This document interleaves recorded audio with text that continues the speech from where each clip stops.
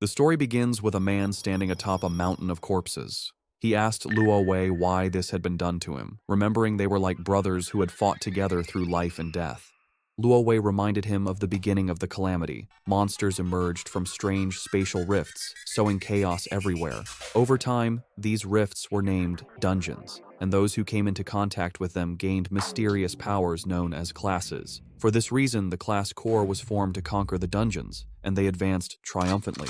Luo Wei began to stare intently at the protagonist, revealing that this was precisely why he had to be eliminated. The man had become uncontrollable. Powerful class users could easily disrupt the Empire's order, and he, having surpassed even the Triple S rank, was the most dangerous enemy of all. Supreme power had to remain in the hands of the royal family, as only then could the Empire remain stable. With eyes gleaming with rage, the protagonist questioned if this was an excuse to slaughter his family and comrades. With malice in his eyes, Luo Wei clarified that he was doing this for the stability of the Empire. Just before the protagonist could take another breath, Luo Wei triggered a powerful explosion, revealing that he had tampered with his armor long ago. The explosion would also inject a compound poison into his wounds. Luo Wei knew that after an SSS rank battle, the protagonist would not have the strength to resist. To ensure this, Luo Wei had prepared an entire army, considering it his final show of respect. Just before dying, the protagonist began to recall memories of the moments spent with Luo Wei. At that moment, his hidden skill, Mirror World, met its activation conditions.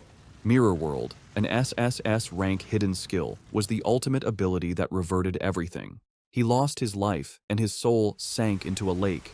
Decades later, a pair of boys were torturing another boy, tying him to a tree and submerging his body in the lake. One of them punched him in the stomach and told his friend to dunk him again. As they tortured him, they couldn't help but mock him, deciding to keep him underwater longer to teach him a lesson if he kept pretending. His expression seemed hilarious to them, and they planned to pull him out, only to beat him a few more times. The boy could no longer hold his breath. He didn't know why he always had to be the one suffering. At that moment, the protagonist's soul began to awaken. A boy with glasses approached the bullies and told them to stop, as the other boy was going to die. One of the bullies turned around and, with an arrogant gaze, retorted that if he was about to die, he should just heal himself, as that's what a shanter was for, though he knew it wouldn't be much use. He then mentioned that the boy with glasses was a hypocrite, as he had been the one to lead them all to find him. Therefore, if the boy died, it would be his fault. The boy with glasses panicked, explaining that he only did it because they had forced him. This angered the bully, who prepared to hit him, but then something strange happened, and a powerful light began to emerge from the lake. The bullies started to flee the scene, screaming in terror about the appearance of a dungeon and the need to escape, as a new dungeon was beyond their capabilities. The attention of the boy with glasses was fixed on the boy they were torturing. Seeing that he was still submerged in the water, he started running toward the rope, knowing he had to save him. At that moment, the lake dried up completely, and monsters began to appear. The boy with glasses started to untie the knots, and while he was distracted, one of the monsters lunged at him. But just then, the boy who was tied up grabbed him by the clothes and pulled him out of the attack's path. Then he extended his hand and used a skill called Glacial Impact. The system informed him that he had used Basic Heal on Minor Demon A, but the action had failed because the target's HP was already full. The boy with glasses panicked, not understanding why he was healing the monster. When the monster tried to attack again, he summoned a shield, blocking the attack just in the nick of time. When the protagonist opened the information window, he saw that his name was Yun Che, and he had the Chanter class. He realized he had used a healing spell, and that this was not his original body. Normally, when someone touched a dungeon, they would bind to the system and obtain a random starting class, which should be unchangeable. After that, they would grow and become stronger through the dungeon, gaining skills tied to their class. However, he had been a warrior who had reached the pinnacle. Back then, he had used a skill called Mirror World. After that, he was trapped in the Mirror World until he heard the dying cry of that boy. He finally realized that he had been revived in that boy's body. This was not exactly a happy thought, but he still thanked the boy for giving him a chance at revenge. The boy with glasses informed Yunche that the monsters were surrounding them and asked for immediate help, as he could only handle 3 at most. The protagonist knew his body was too weak. Even these small enemies were beyond his capabilities. At their speed, he couldn't even run. Opening his skill window, he realized they were all useless. Basic Heal restored 1 to 4 HP to a target, and Entangling Vines summoned vines to immobilize a single enemy with a low success rate. Chanter was too specialized. Its strengths were in support, but it was outclassed in every role. It was no wonder this class was always looked down upon. For now, with his old combat instincts, he could resist briefly. Yunche dodged the monster's attack, knowing he needed a quick way out, as he would die if his stamina ran out. Now, the hidden skill, Mirror World, was his only hope. The protagonist dodged an attack without knowing how the skill worked and then touched the monster, but the skill failed as the conditions were not met. He didn't know if his level was too low or if it needed a real mirror. When he used the skill on the monster again, it failed once more due to his level being insufficient. Noticing this, he concluded that Mirror World needed a reflective surface to activate. The level issue couldn't be solved yet, so he decided to try another target. When the protagonist used the skill on the monster's weapon, it failed again due to his insufficient level. He tried the skill on a tattered loincloth, but it also failed for the same reason. The boy with glasses panicked and told him to stop wasting time with his useless skills, as he couldn't hold on much longer. A burst of energy descended from the sky, and a monster called a Malformed Overlord, level 10, appeared. The boy with glasses knew they were dead. An elite monster like this required at least level 10 to be defeated. Several more bursts of energy began to descend from the sky, and his eyes widened in fear, causing him to fall to the ground. Hundreds of fierce monsters appeared before them. While the protagonist was busy using his skill, the monsters began to charge toward them. Yunche couldn't even use his skill on rocks, wondering if the level gap was too large. Then, the protagonist decided to use his skill on Qiaoji's makeshift barrier, but the system informed him that it had failed, as the skills of others could not be reversed. Upon realizing he couldn't reverse others' skills, a smile spread across his face, as this meant he could reverse his own. Once the protagonist used the skill on his own ability, it revealed that Mirror World had successfully reversed his Entangling Vines skill. Yunche used Chaotic Thorns, causing thousands of thorns to erupt from the ground. When one of the monsters tried to attack, another monster surrounded by a red aura struck it, saving Qiaoji. He was somewhat confused, not knowing what was happening, but the protagonist realized that the skill's effect had been completely inverted. Instead of immobilize, it now inflicted confusion. The Entangling Vines skill normally entangled a single enemy with a low chance of immobilizing it. However, its reversed upgrade, Chaotic Thorns, now caused thorns to lash out at a target with a low chance of inflicting confusion. The monsters began to attack each other. This was due to the confusion status effect, which caused afflicted units to attack random targets. The protagonist couldn't help but smile, as he realized that a useless skill had become powerful after being reversed. This made him contemplate what would happen if he reversed the rest of his skills. Mirror World truly lived up to its reputation as an SSS rank hidden skill. It not only reversed the effects of skills, but also applied an overall enhancement. If he had used the non-reverted version of this skill, the success rate would be low. The duration of the restraint would only last a second at most, not reaching its current potency. Our boy grabbed a sword that was stuck in the ground and couldn't help but wonder what would happen if he reversed his remaining skills. His attention was drawn to the skill Empowered Strike. It cost 20 mana points, had a duration of 30 seconds, and granted a 5% attack boost to one unit, with the effect ending when the unit consumed mana points. When Yunche reverted this skill, it transformed into Trick Blade. It cost 40 mana points, lasted 60 seconds, and granted a 10% attack boost for each consumption of mana points. He activated Trick Blade, and his sword began to emanate a powerful aura. He realized that each skill use granted a 10% boost in attack power. Trick Blade was active, with 60 seconds remaining on its duration. Just by activating this, any skill usage would trigger attack power increases. The potential was incredible. Yunche leveled up, now reaching level 6. He noticed that many monsters had died from their own infighting, and realized that these monsters gave a decent amount of experience upon death. When one of the monsters tried a surprise attack, our boy reacted in time and blocked the attack. Yunche's attention was drawn to his own HP bar, which had 480 HP and 120 mana points. He realized that leveling up fully restored his mana points. While the monsters remained chaotic, he decided to test this Trick Blade. Yunche activated Chaotic Thorns, consuming mana points. This triggered the effect of Trick Blade, causing a rapid decrease in his mana points, while his attack repeatedly increased by a 10% boost with each consumption. He now had 12 mana points, but his Trick Blade had resulted in a 120% attack increase, with 44 seconds remaining on its duration. His eyes began to gleam, and his attention fixed on one of the monsters charging towards him. He realized that this skill broke all conventions by allowing him to reach 2.2 times his attack power so easily. When the monster attacked, our boy deflected the blow, moved behind it, and dealt a deep gash on its back and then its stomach. Xiaoji was in shock. He couldn't believe this was Yun Che, observing his movements. He wondered how a level 5 Shanter could have such capability, and since when did Shanters possess such skills? Our boy continued to fight the monsters, killing them one by one. With his level 6 stats, 120 mana points, and 1 mana point regeneration per second, he realized he could theoretically reach 2.3 times his attack power. In an instant, he defeated a level 11 monster and couldn't help but smile. He realized his current strength could barely handle these level 11 elites. At that moment, a hand emerged from the ground.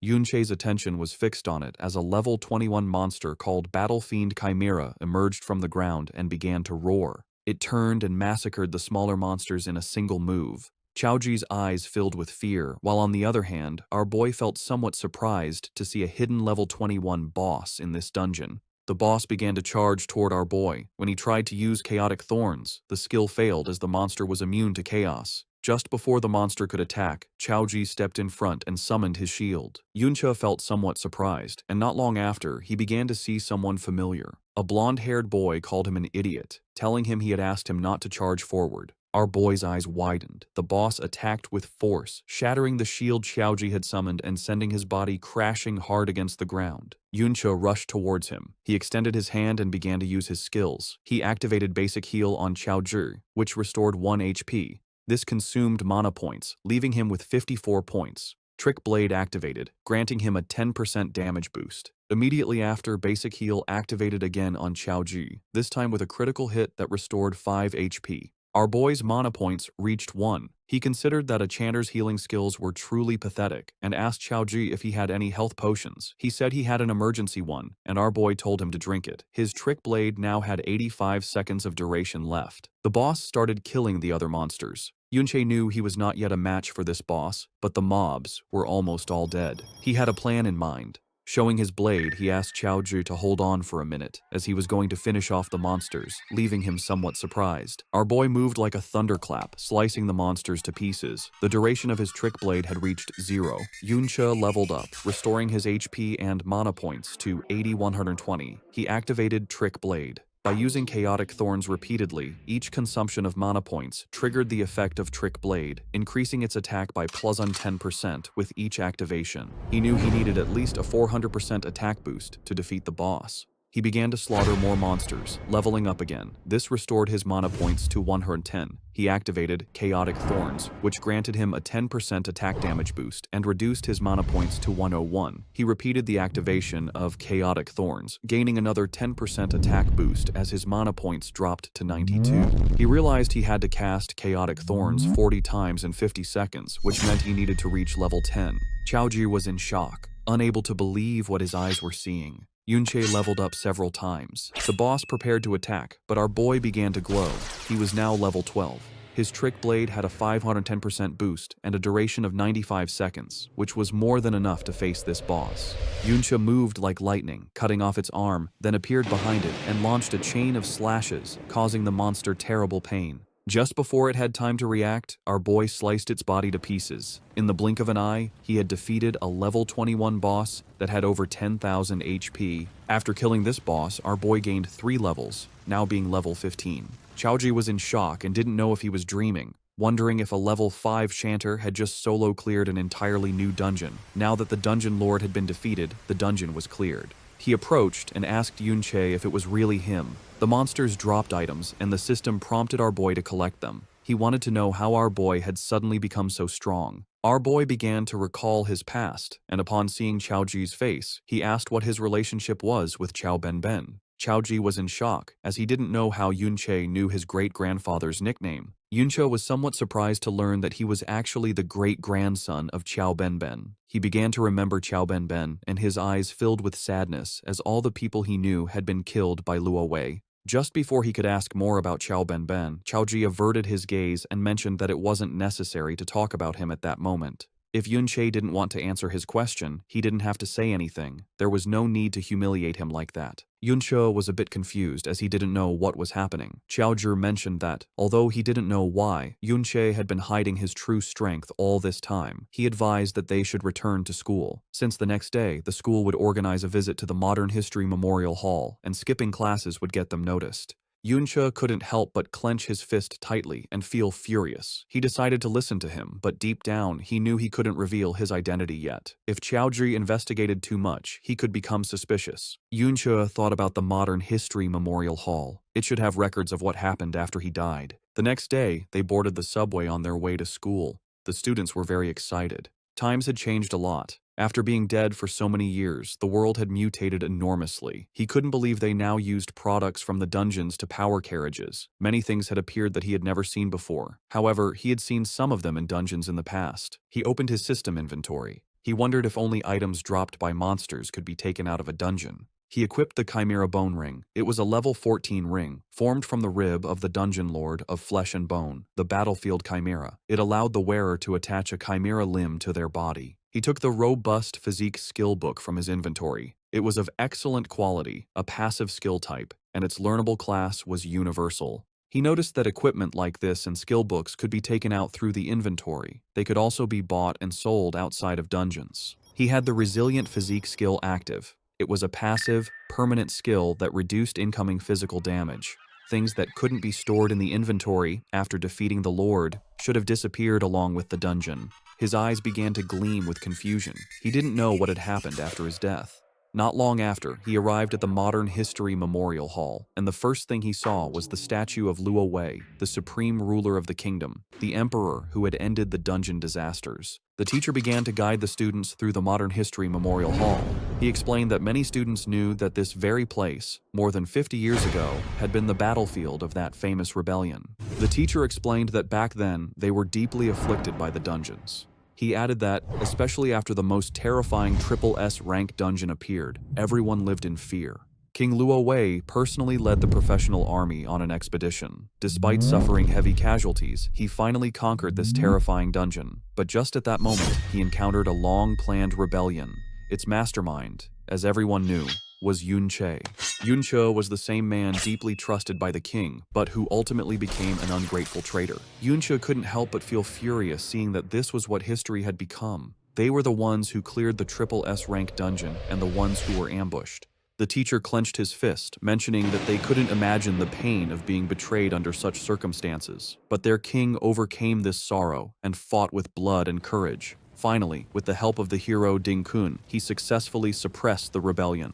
Yunche's eyes filled with curiosity upon hearing the name Ding Kun. He wondered if such a person existed. The bullies who had been torturing Yunche in the lake appeared and felt somewhat confused to notice that they were still alive. They wondered how this was possible since he and Xiaozhi had been dragged into the newly formed dungeon. One of the bullies mentioned that the dungeon had been cleared. He thought that for a new dungeon to be cleared so quickly, a master must have been nearby. According to him, they were incredibly lucky to have found that master. Our boy's attention fixed on them, realizing that they were the bastards who had been torturing the owner of his body. Everyone began to approach Ding Shu to find out what he was talking about, reacting with total disbelief. They wondered if he had really encountered a new dungeon and, more shockingly, if he had survived a disaster within it. Ding Shu put his arm around Xiaozhi's shoulder and mentioned that he was quite lucky to have made it out alive. He began to whisper, revealing that they had almost dragged them into that dungeon that day and demanded to know how they planned to settle this debt. Xiaozhi panicked, making it clear that it was Ding Shu's fault. He threatened to report him, accusing him of almost causing his and Yunche's deaths.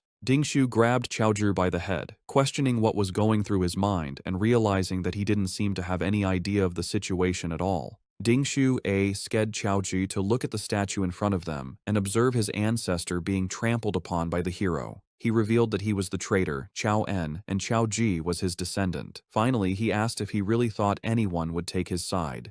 Ding Shu began to shout, saying that Xiaozhi could insult him, but he could not insult his ancestor, leaving poor Xiaozhi in shock. Everyone started to gather around, knowing that Ding Shu's grandfather was the hero Ding Kun. Upon hearing this, our boy's eyes began to gleam with rage. The students realized that the person next to them was Xiaozhi, the descendant of Qiao En. To them, the descendant of a traitor insulting a hero was a sign of a world turned upside down. They recalled that his ancestor, Qiao En, had slaughtered many people, and if the hero hadn't intervened, who knows how many more would have died. Ding Shu began to feign, making it clear that he didn't care what he said about him behind his back, but he couldn't allow him to insult his ancestor to his face. The teacher approached Qiao Zhi, placed a hand on his shoulder, and asked him to apologize. He told him that, as his teacher, he had always been fair, and reminded him that the hero had forgiven his family in the past. He concluded that, even if he didn't feel gratitude for this, he had no right to defame him. After saying this, the teacher left.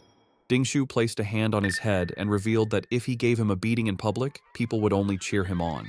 No one was going to help a vicious dog that was being beaten, and besides, Qiao Ji was a particularly despised dog.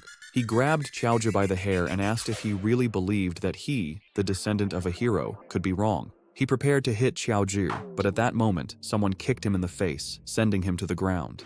Qiao Ji's eyes widened in surprise. It was Yunche, his eyes glowing with rage. He questioned if the hero's family didn't have time to discipline their brats. The students started recording, wondering if it was really Yunche. They commented that he seemed like a completely different person and couldn't believe he had dared to strike Ding Shu. According to them, he was crazy, and some remembered he was only level 5, the weakest in his class, so they wondered what had happened to him to make him dare to hit Ding Shu.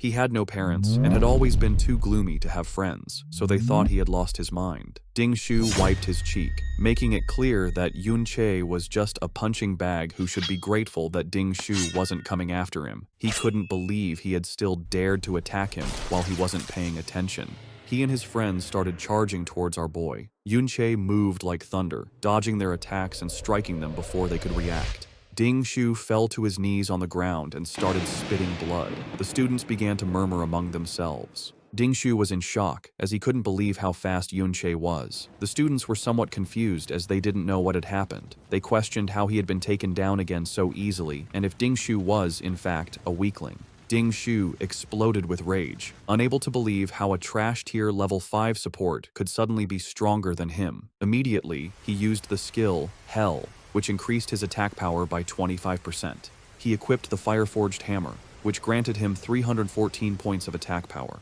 He thought Yunche had just gotten lucky and, without wasting another second, he lunged at him. Our boy moved quickly and, taking advantage of the opening, punched him in the jaw. He was using the skill, Blade of Trickery, which increased his attack power by 80%. Ding Shu was in shock. Our boy kicked him, sending him crashing hard to the ground. The guard arrived and, seeing Yunche stepping on Ding Shu, asked if there was a healer. The students were in shock seeing how fast Yunche was. They remembered he was only level 5. Even the blonde girl and her friend were in shock. The guard made it clear that fighting was forbidden inside the hall due to the risk of damaging something, and then asked the teacher why he couldn't control his students. The teacher started walking towards Yunche. He had not only insulted a hero, but had now also dared to assault his descendant. According to him, Yunche was shameless. The teacher unsheathed his sword, and Yunche's attention fixed on him. Our boy used the ring, and when the teacher tried to attack, his sword shattered into pieces, leaving everyone in shock. Yunche mentioned that they should set aside the discussion of who was shameless for a moment. He pointed out to the teacher that, although he claimed to be fair, he seemed to have only listened to Ding Shu's side of the story,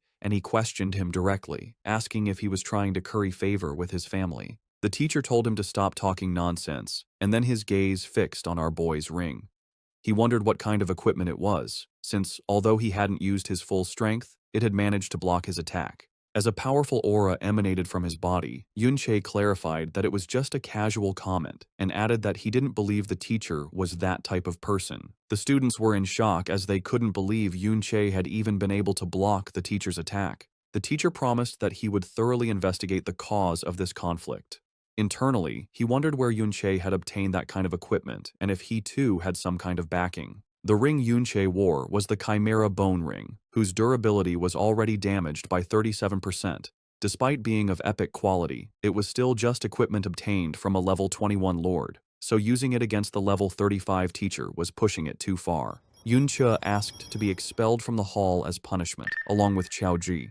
Qiao Ji stood up and began to follow our boy with a confused gaze. The students couldn't believe that Yunche had been able to block the teacher's attack and wondered if this was something a student could do. The teacher asked his students to use a healing spell on Ding Shu, and in the meantime, our boy and Qiao Zhi left the hall. He was sad, as he couldn't believe that in the end, no one had survived, and Ben had been killed long ago by that so-called hero. His gaze fixed on Chaozhi, and he thought that if he asked him anything now, he would answer without thinking. He coughed and mentioned that his knowledge of history wasn't very good, so he asked him to recount the specific deeds of that hero, Ding Kun. Chaozhi became nervous, mentioning that, although he wasn't sure if he remembered correctly, it seemed the hero Ding Kun had discovered the great villain Yunche's conspiracy beforehand. He recounted that he had prepared an ambush near the Triple S rank dungeon to provide support, and that was how the entire rebellion crisis was resolved. Yunche felt somewhat surprised. He began to remember his past life and how they had been ambushed. Chaozhi explained that the hero Ding Kun aspired to solve the dungeon crisis since he was young and always trained hard for it. After being promoted by the king, he fought across the country for years, saving various places from crises, like the very famous Great Cataclysm of Winterfell City. Yunche began to gaze at the ground and ponder. The image of his past self standing on a mountain of corpses came to his mind. With a sad expression, Yunche asked about the sword held by the hero's statue. Chaozhi explained that it was the Flowing Cloud sword, and added that, as the story went, it was the sword the hero had used to execute the traitor Yunche. It was a top-tier piece of equipment. Yunche's eyes began to glow with rage, as they had not only stolen his glory and achievements, but had even taken his sword. Then he decided that he would kill Ding Kun first. Outside the Ding family compound, several high-level warriors were patrolling. Suddenly, the eyes of one of them began to glow as his attention was drawn to something. Not far away, he saw Yunche and Chaozhi slip into an alley. He decided not to pay much attention, thinking they were just passing through the area. Noticing how alert the man was, Yunche wondered if he was a wanderer with a scout skill. Chaozhi suggested to Yunche that they should just leave. He argued that there were too many guards, and that even if they managed to sneak in, the moment Ding Shu returned, they would be done for. Although he wanted to go and directly kill that hero, Ding Kun, he knew it wasn't possible. According to Chaozhi, Ding Kun spent all his time in a high-level dungeon. Unlike in his past life, one could not freely enter and exit dungeons now. The high-level ones were all guarded by the military, and a special pass was needed to enter. However, he was sure that Ding Kun's family must have such a pass in their home. Our boy asked if it was necessary for their family to keep so many guards, considering they were just one of dozens of branches descended from Ding Kun. Chaozhi revealed that, after all, they were descendants of a hero, and that they also had a dungeon within their property. Our boy's eyes widened in surprise to learn that they had a dungeon at home. Chaozhi mentioned that low-level dungeons had long been bought and sold privately, but this was not something that people without power and influence could even dream of. Ding Shu had guards with him all the time, so he could farm monsters and level up whenever he wanted. In contrast, ordinary students like them could only do so during the school's dungeon practicals, where they even had to fight over the monsters. Yunche realized that this era had changed a lot and questioned if this didn't mean that the richer and more powerful one was, the higher their level would be. Chaozhi nodded, revealing that an ordinary person usually graduates from school between level 15 and 20, and since many no longer have access to dungeons after that, they remain stuck at that level. If one got a job related to dungeons, like a miner or a ranger in a national dungeon, they might reach a level close to 30 by middle age. In contrast, guards like those at Ding Shu's house could take advantage of their family's dungeon, allowing them to be around level 30. To reach a higher level, one generally had to be recruited by the army or enter an official organization, such as a guild or a military academy, through school assessments. Only then could one access higher-level dungeons and reach higher levels. Our boy knew that if he wanted to become stronger, that pass was essential. Chaozhi suggested they just leave, arguing that the level gap was too large, and that no matter how skilled he was, he would be no match for those guards. Yunche was aware that his current strength was far from enough to kill that hero, let alone the Supreme King Luo Wei, who was under layers of protection. However, he knew that the scouting skills one could learn around level 30 were generally small area skills, like Eagle Eye, Enhanced Hearing, or Krat Spirit Summoning. These were not enough to cover the entire mansion compound 24 hours a day. Besides, this wasn't a life or death dungeon, and most of the guards were very complacent. He concluded that it was more than enough for him to get in. Chaozhi panicked. Yunche, however, took a leap and got onto the wall, thinking that compared to the almost flawless scouting in the high-level dungeons of his past life, this was much more relaxed. Chaozhi made it clear that even if they managed to get inside a private dungeon like this, they could be killed without any consequences. Our boy grabbed Chaozhi by the shirt and asked if he didn't want to change his life. Qiao Zhai admitted that he did, but he had planned to do it after joining a guild. Yunche then asked if he really believed that a guild could change things for him. Qiao Zhe, the great-grandson of the traitor Qiao En. Qiao Zhe's eyes filled with sadness. Our boy pulled him up onto the wall and made it clear that a person's destiny can only be changed in the present, not by betting on a what-if that even he himself wasn't sure of. Yunche was not going to pass up the dungeon right in front of him. He decided to let him decide for himself if he wanted to follow. Qiao Zhu began to sweat, and our boy pondered, wondering if the descendant would make the same choice as his ancestor. Qiao Zhu stood up, as he simply couldn't let him go to his death. Yunche told him not to make a sound, explaining that there were no traces of a summoning-type scouting skill in this area. Therefore, as long as they kept their voices down, avoided their line of sight, and seized the right moment, they could easily get in. Yunche grabbed Qiao Zhu and, following his plan, they managed to enter the Ding family compound. Qiao Zhi's attention was fixed on a dungeon that unfolded underground. They entered the dungeon and saw two monsters, one level 6 and the other level 8. Our boy noted that the level was slightly higher than in the previous dungeon, but the number of monsters was not as high, probably because Ding Shu's family killed them regularly. Our boy mentioned that there were only two small mobs and asked him to go and give it a try. Qiao Zhi couldn't help but feel scared and refused, stating that there was no way he could beat them. Our boy forced him to fight. The monsters attacked, and he summoned his shield to defend himself, still unable to believe that Yunche trusted him to win. Qiao Zhi grew nervous and thought he shouldn't have come. Now he wanted to go home. Yunche suggested he try fighting back, but Qiao Zhi asked how he was supposed to find an opportunity to fight back. Yunche assured him that he was watching and nothing bad would happen. Qiao Zhi decided to trust him, and using his shield, he attacked. But then the other monster tried to attack from behind, but he reacted in time and dodged the attack. It was just as Yunche had thought. Qiao Zhi's talent was actually quite good. The problem was that he was always timid and panicked easily, so he only dared to defend. However, his subconscious judgment of spatial positioning was extremely accurate. Because of this, it always seemed like he was in a dangerous situation, but he didn't lose much health. Qiao Zhi attacked the monster, but his shield shattered into pieces. Yunche moved like thunder, killing the monsters. Qiao Zhi was somewhat surprised as he had leveled up. He was now level 7. Our boy explained that experience was distributed according to contribution, and that if he didn't unbalance the monsters, he wouldn't get much EXP, even if Yunche was the one who killed them. Yunche wielded the Crescentful Bone Blade, a blade formed from the condensed resentment in a leg bone, which increased his attack power by 62 and his spiritual attack by 11. Yunche noticed that Qiao Zhi's movements were very agile and asked him how he distributed his attribute points. Qiao Zhi revealed that, except for spirit, he generally added them evenly. Our boy recalled that shield bearers didn't usually add points to agility. Qiao Zhi explained that if he didn't, he found it difficult to find a party at school. He clarified that no one wanted to wait for a slow shield bearer, as by the time he arrived, the others would have already taken all the monsters. Yunche let out a sigh and explained that he needed to have a long-term perspective. He clarified that advanced class promotions after level 60 had attribute requirements. He gave the example of the Bastion Fortress class, which required 60 stamina and 90 defense points, concluding that he couldn't just add points randomly. Qiao Zhi mentioned that the highest an ordinary person would ever reach in their life was level 40-something and wondered how he could even think about level 60, as that was S rank. Our boy placed a hand on his shoulder and, with a smile, told him that from that moment on, he could start thinking about S rank, or things far beyond S rank. That said, he also needed to start planning his own class advancement. He reflected that his support class had only been revived thanks to the hidden skill Mirror World, and that, if nothing unexpected happened, he would probably change to another class. He was in shock as he realized something stunning. His Mirror World skill could be leveled up.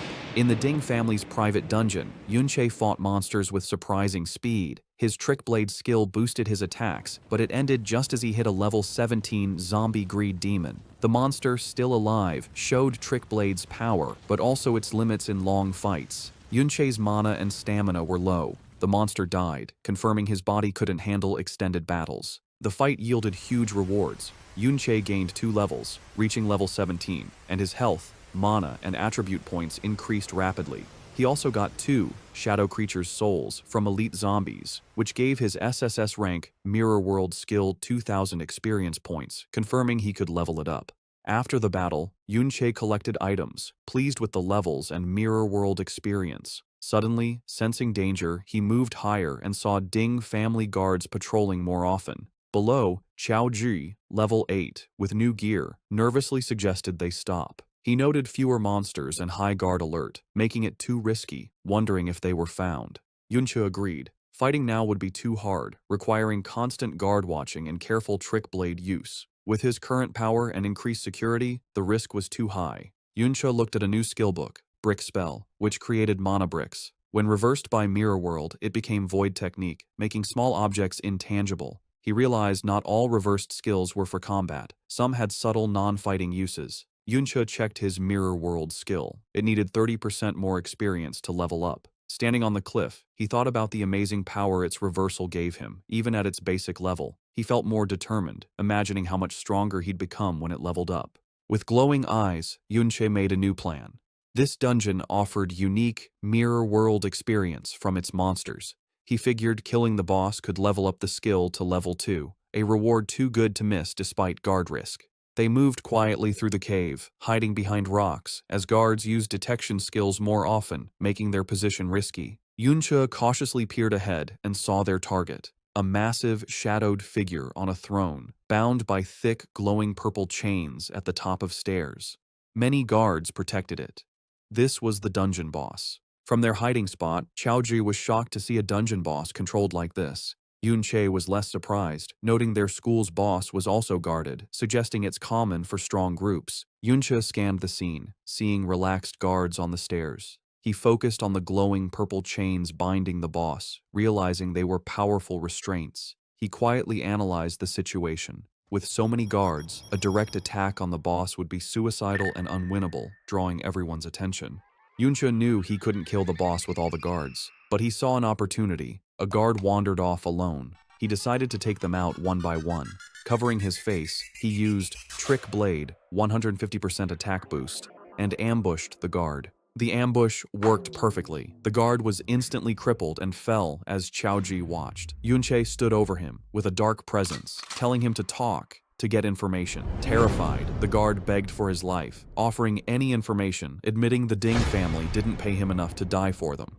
Yunche listened, seeing this as his chance to ask about his main goal, infiltrating the compound. When Yunche asked about the Hero Dungeon Pass, the guard was shocked. He quickly said the old master had many in his study, and they weren't rare. Misunderstanding, the guard thought Yunche was a Hero Grandpa fanatic. Frightened by Yunche's silence, the guard swore he was truthful, saying he'd seen the old master take passes often. He warned that the passes were temporary samples. Without an insider, they'd be caught. Yunche wasn't bothered. He grabbed the guard's collar, telling him not to worry. With a cold look, he ordered the guard to empty his inventory, showing his plan to steal from him and likely take his identity. Back at the Ding family compound, Yunche kept questioning the guard, holding him by his shirt. Yunche was disappointed by a single mediocre skill book. The terrified guard swore it was all he had, explaining the Ding family kept all valuable dungeon drops in their inner residence, leaving outer guards scraps. Yunche learned Sunlight Baptism, a passive skill giving temporary defense after healing. He used Mirror World to reverse it into Moonlight Blessing, a strong offensive skill granting temporary attack boosts after healing. He noted this skill, like the dungeon passes, was in the inner residence. The guard pointed to the lavish Ding inner residence, explaining outer guards like him couldn't enter without a direct summons. He said security was extreme. Except for Ding Shu, everyone inside was over level 50 with top gear, making outer guards unneeded. Yunche held the guard closer, asking if the pass was in the residence.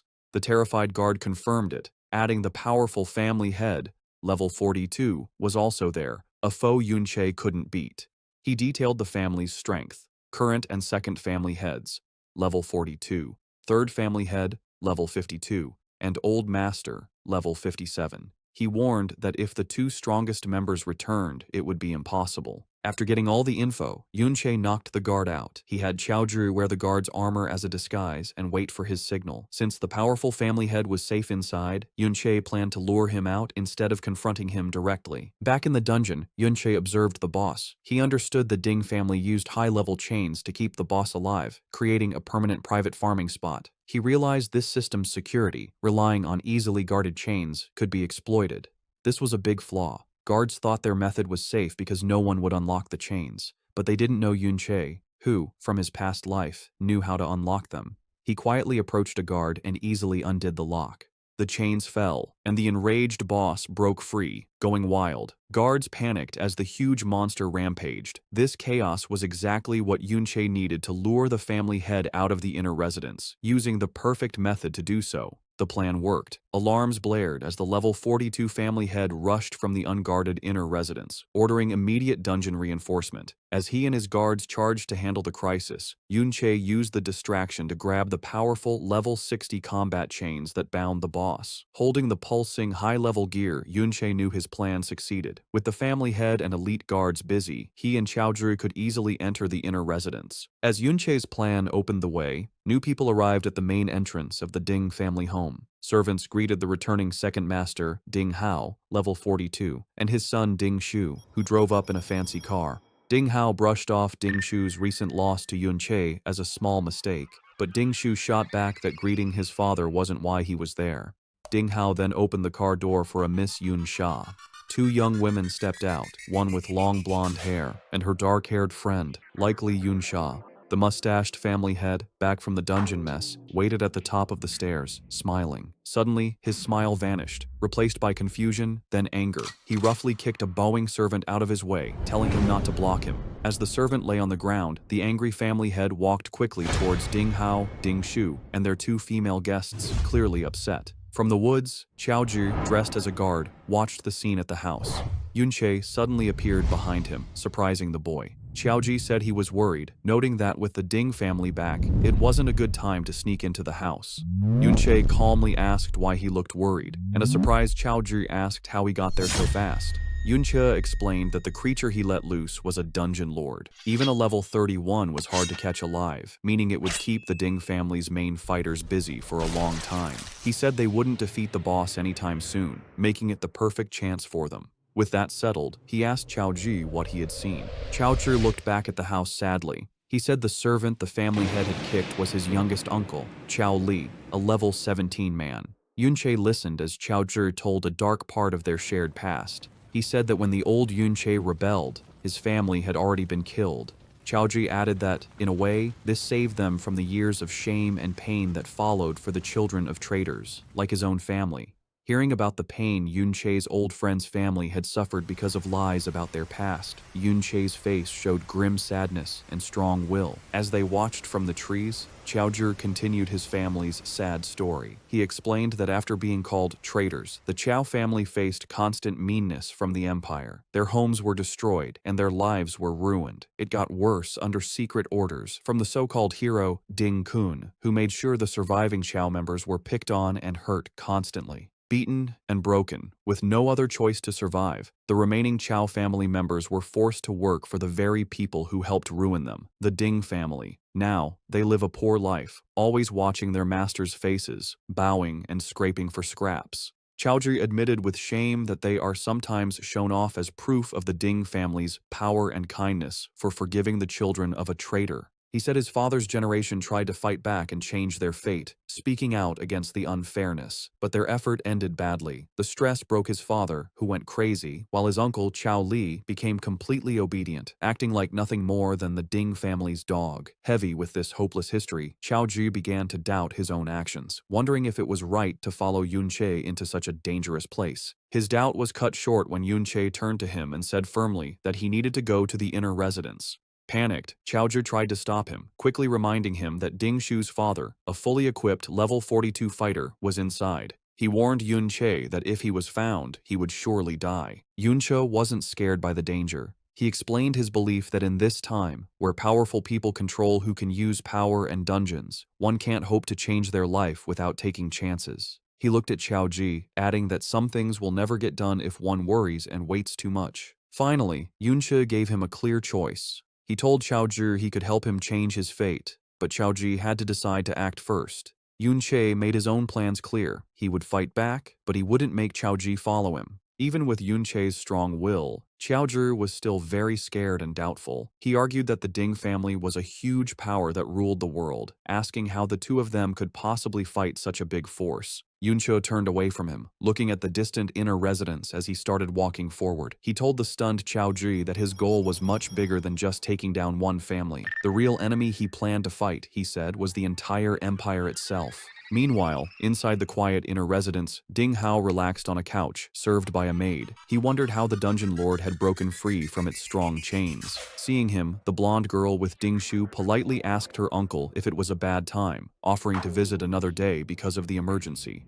Ding Hao quickly waved away her worries, saying his older brother, the family head, could handle it. He promised her that a simple dungeon problem was far less important than her visit. He continued, smiling, explaining that when his powerful father, the old master, and his third brother heard she was coming, they had already started heading back to the house to meet her. Also, he said they had already contacted Hero Grandpa, who was very excited to meet her, making it clear that handling the situation would be very easy. From a hidden spot on a balcony, Yunche heard everything. His attention sharpened at Hero Grandpa, knowing they meant the so-called hero, Ding Kun. His mind raced, connecting this new info with what he'd learned from the captured guard. To enter the hero's dungeon, one needed both a pass and someone to go with them. He looked at the guests, seeing how respectfully Yun Sha was treated, and realized her status must be very high. Then, an important detail hit him. Her name was Yun Sha, sharing the same last name as his current self. He wondered if this was just a coincidence. For now, he pushed the thought aside. He focused his gaze, deciding to concentrate on his immediate goal, getting the dungeon pass. As he watched, Yun Sha stood silently, her face unreadable, a figure of mystery and importance. With the Ding family's main fighters busy, Yunche used the chance to sneak into the inner residence. He moved silently through the rich hallways, slipping past two maids talking and using the shadows to hide. He went through the richly decorated halls, moving deeper into the mansion towards his goal. Meanwhile, outside the dungeon, the problem was solved. The family head, Ding Yi, level 42, and his forces stood before the now defeated dungeon lord. Ding Yi looked at the situation, deciding the creature had been let loose on purpose. He was bothered, though, because they couldn't find who did it. He figured that taking such a big risk couldn't have been just for one piece of good equipment like the chains. Determined to protect his home, he ordered his guards to surround the inner residence first. His main concern was his important guest. He couldn't let anything scare the young lady. Inside the study, Yunche started his search. He went to the desk the guard had told him about, but was at first annoyed to find the drawers empty. Remembering his new non-fighting skill, he used phasing, the reverse of brick spell. This let his hand go through the solid wood of the desk, showing a hidden spot inside. He found a drawer full of books and journals. He pulled out the items, his eyes first landing on what looked like a diary. Pushing it aside, he found the real prize, a collection of high-quality, fancy skill books. One was for a strong support skill, Slowing Aura, which could slow all enemies in a wide area. He had found the family's secret stash. The entrance to the Ding family's inner residence was now full of guards.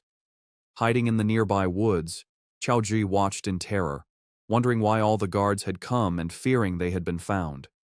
His panic grew as more guards arrived, and he realized the situation was too risky. He worried that if Yunche didn't get out right away, he would be caught. The fear of being caught brought back painful memories of his father going mad and his family's constant suffering. His first thought was to run, to sneak away, and save himself.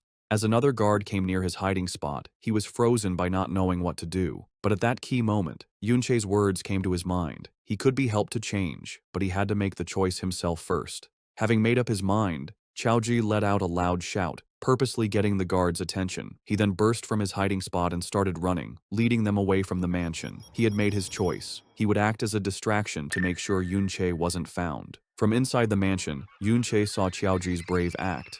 With the guards distracted, he broke a window and jumped out. He felt proud, realizing that his friend had finally overcome his fear and chosen to fight against his fate. To help Chaoji escape, Yunche created an even bigger distraction. He landed among the guards, taunting them by saying he had stolen the chains and skill books, daring them to come and get them. Angry, the guards immediately left their positions and chased him. As he ran, Yunche used the Slowing Aura skill he had just stolen. However, thanks to Mirror World, the skill was reversed, becoming Accelerating Aura, which sped up himself and any friends nearby. The family head, Ding Yi, saw them running, but noticed something strange. Instead of running away from the house, they were heading back towards the dungeon. Realizing the danger, he ordered two of his squads to stop chasing and go back to protect the dungeon lord. Qiaoji, now running beside Yunqi, was totally confused. He asked why Yunqi was leading everyone in the wrong direction, back towards danger. Yunqi explained his big plan. He knew that with so many guards drawn out to chase them, the remaining forces must have already defeated the Wild Dungeon Lord. To control the powerful boss, they would have had a huge fight. This meant the Lord's health was now at its very lowest point, making it weak. Yunqi checked the status of his ultimate skill, Mirror World, seeing how close it was to getting stronger. With his eyes glowing purple, he knew what he had to do. Killing the weakened Dungeon Lord now would give him the final push he needed to make his most powerful ability stronger. A tense quiet settled in the Ding family's lavish sitting room. The blonde girl sipping tea politely told Ding Hao, her host, he could attend to the outdoor commotion. Smiling confidently, Ding Hao, the second patriarch, dismissed it as a small thief, assuring his guest, his brother, Ding Yi, would handle it easily. But it was far from easy. In the dungeon, Grand Patriarch Ding Yi furiously tried to regain control. He yelled at a guard for being slow and ordered him to go directly after the rampaging overlord. Seeing Yunqi zip past, Ding Yi commanded his fastest units, rogues and archers, to abandon the boss and pursue the intruder at all costs. Their efforts failed. Yunqi moved with incredible speed, leaving them behind. He knew his advantage. He'd put half his attribute points into agility. Combined with his reversed acceleration skills, he was so fast that only specialized level 30 rogues or archers stood any chance of keeping up. He easily reached the main chamber where the skeletal overlord was surrounded. The beast was heavily wounded and crippled, with guards struggling to cast a sealing spell. Yunqi saw his plan worked perfectly. The boss was now at its weakest. With a surge of purple energy, he prepared to deliver one decisive blow to finish the weakened Dungeon Lord. As Yunqi neared, guards around the overlord spotted him. They shouted in alarm, scrambling to block his path. Before they could defend properly, Yunqi unleashed chaotic thorns. Purple, thorny vines erupted from the ground, lashing out at them. The guards were bewildered, having never seen this skill. The thorns tried to inflict a status ailment. Humans usually resist such effects, but Yunqi's skill was unnaturally potent, and several guards failed to resist it. The horrifying result: afflicted guards got confusion. One mage blasted a fellow guard with a powerful spell, throwing their ranks into chaos. The other guards watched in shock, stunned by the skill's impossibly high success rate. With enemies fighting each other, Yunqi seized his chance. He blurred easily through the disorganized guards. His path was clear to his prize, the low HP overlord, ripe for the taking. The guards' defense crumbled as Yunqi slipped through. They panicked, yelling why their shields and crowd control failed, accidentally hitting allies. Yunqi noted their poor coordination, recognizing them as a motley crew with no real team battle experience. He mused that long peace had made them soft, leading to their downfall. A guard captain tried to rally his men, insisting that if they could pin down the intruder, he'd be dead. Just then, First Patriarch Ding Yi arrived, commanding his men to hold Yunqi. The level 42 warrior, in fiery gear, declared he'd deal with the intruder personally. With his blazing weapon, he leaped, preparing a devastating attack on Yunqi. Yunqi watched the Patriarch's approach, readying himself. With a dismissive sound, he decided to face the attack head-on. He pulled out the level 60 combat chains he'd stolen. Though too low-level to fully equip, he knew their immense durability remained. As Ding Yi's fiery attack descended, Yunqi used the chains as a makeshift shield, successfully blocking the powerful blast's full force. Yunqi cleverly turned Ding Yi's powerful attack to his advantage. Instead of just blocking the fiery blast, he used its immense impact to propel himself backwards like a cannonball, shattering the magical seal guards tried to maintain around their boss. He landed perfectly before the crippled Dungeon Lord. With a final taunt, he cheekily thanked the enraged Patriarch for the ride. Before guards reacted, Yunqi declared he'd steal the Overlord's experience. He unleashed a powerful finishing blow, striking the weakened beast and ending its life. The payoff was immediate and huge. Yunqi gained a staggering 3 levels instantly, jumping to level 20 and receiving 9 new attribute points. Most importantly, the Dungeon Lord's massive experience maxed out his hidden skill, Mirror World. A system notification confirmed the skill was upgraded, finally reaching the coveted level 2. Seething with rage after his kill was stolen, First Patriarch Ding Yi screamed in fury and charged Yunqi with his fiery axe. Following his lead, the remaining guards rushed forward, determined to capture the audacious intruder who stood calmly before the massive Dungeon Lord corpse. But Yunche was unafraid. He focused on his spoils, the new power his ultimate skill gained at level 2. As Ding Yi's powerful attack was about to connect, it passed harmlessly through a shimmering image of Yunche, who then vanished. The guards stopped, confused by his sudden disappearance. Yunche found himself in a completely new place. The world had transformed into a silent, crystal, blue-green version of the dungeon. He activated a new ability of his hidden skill, Mirror World. In this strange dimension, he saw ghostly, clear versions of Ding Yi and other guards, unaware of his presence. A timer showed his mirror walk would last almost 30 minutes. He realized with excitement that he could now enter the very world inside the mirror. Inside the strange blue-green world, Yunche started to use his new power. He saw that everything was a perfect mirror image of the real world, flipped left to right. At first, he thought the ghostly shapes of the guards were just tricks, as his hand went right through one. But when he touched the crystal-like ground, he found it was solid, realizing this place was more than just a trick. His exploration led to an amazing find. He picked up a solid crystal piece from the ground, and a message told him he had a mirror shard that, importantly, could be taken out of this world and into the real one. This was a big deal for Yunche. He understood that with his mirror world skill, now at level 2, he could bring real objects from this other world into his own. Wondering what else had changed with the skills upgrade, he checked his system screen. He saw a completely different list of skills, showing many powerful reversed abilities like invisibility and force field cage, but most of them were marked not activated, which confused him. A message quickly explained that these skills were for base skills, not yet learned. He then understood the full power of his new ability. The list showed the reversed forms of all skills he could learn. He now knew that to use any of these strong abilities, he first needed to find and learn their normal versions in reality. The skill reversal he used at level 1 was just a simple, basic part of his ability's true power. As he looked through the exciting list of future powers, he realized this changed everything. He could now pick strong skill pairs and plan his whole class path ahead of time, knowing exactly what powerful reversed forms he would get. As Yunche was thinking about his new skill's full potential, he suddenly felt something behind him. Turning, he saw a faint, blue-green human shape floating aimlessly in the crystal air. He wondered if it was a soul, like how he was stuck before he came back to life. The idea interested him, and he asked if other souls were also in this strange world. Without warning, the calm soul flashed with green energy, turning into a screaming, bone-like undead creature that lunged at him. Surprised, Yunche pulled out his glowing blade and got ready to fight. He met the creature's attack, and with one swing, easily smashed the undead being, noting it didn't seem very strong. Just as he finished the creature, a new message popped up, getting his attention. The system offered him an undead contract. It explained he could make a deal with the soul he had just beaten, letting it leave the mirror world and fight for him in the real world. The contract also said the soul's highest level would always be the same as his, and he could have 20 such contracts. This unexpected event made Yunche think about what this new power could do. Yunche thought about what his new power meant. He now understood that after beating an undead creature in the mirror world, he could make a deal with its soul and bring it out into reality as a powerful fighter. Holding the mirror shard he had made real, he knew his ability wasn't just for things like stones. The level 2 upgrade to Mirror World was a real game changer, letting him bring not only items, but also an army of undead from the mirror world into the real one. Looking at the huge crystal landscape full of possibilities, he found the idea interesting. Back in the real world, things were messy.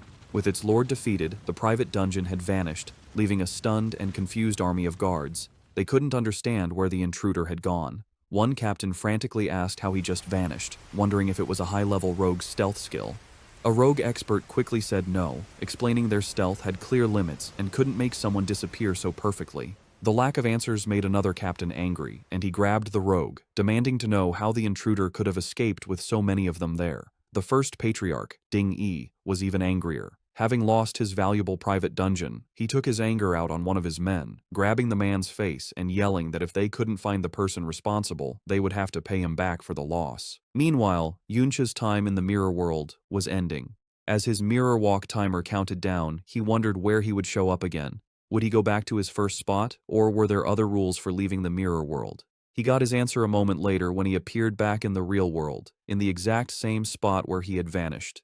The angry Ding Yi spotted him right away, and without thinking, roared for his men to get him. Facing the new attack from the Ding family's fighters, Yunche stayed perfectly calm. He held up a hand, a swirling green light glowing in it, as he told them not to be so fast. He said that after being ganged up on for so long, it was time for him to do the same. With that, he used the power he had just gained from the mirror world. A flood of spooky, skeletal warriors burst out, forming a scary undead army that rushed towards the shocked guards. The guards reacted with pure terror, their attacks slowing as they questioned what these ghost-like figures were, wondering if they were actual ghosts. The first patriarch, Ding Yi, tried to calm the growing fear. He yelled at his men not to panic and said the creatures were just undead monsters he had seen many times before. One of the guards fought a skeletal warrior, getting ready for a tough fight. However, he was surprised to see a health bar appear above the creature. It was an undead skeleton warrior, and it was only level 20. The same as Yunche.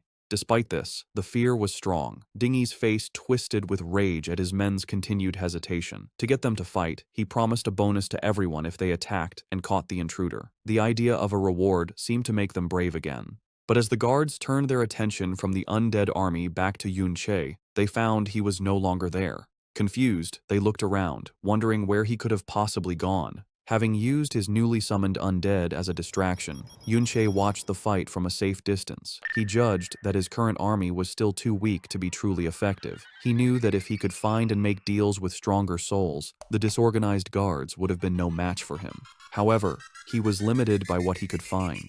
He had already made deals with the 20 strongest souls available in the small area he had explored within the mirror world. Also, he found that his exploration of the mirror world wasn't endless. He had hit a wall that kept him within 200 meters of where he entered. This made him realize that to find better undead, he would need to enter the mirror world from different places in the future.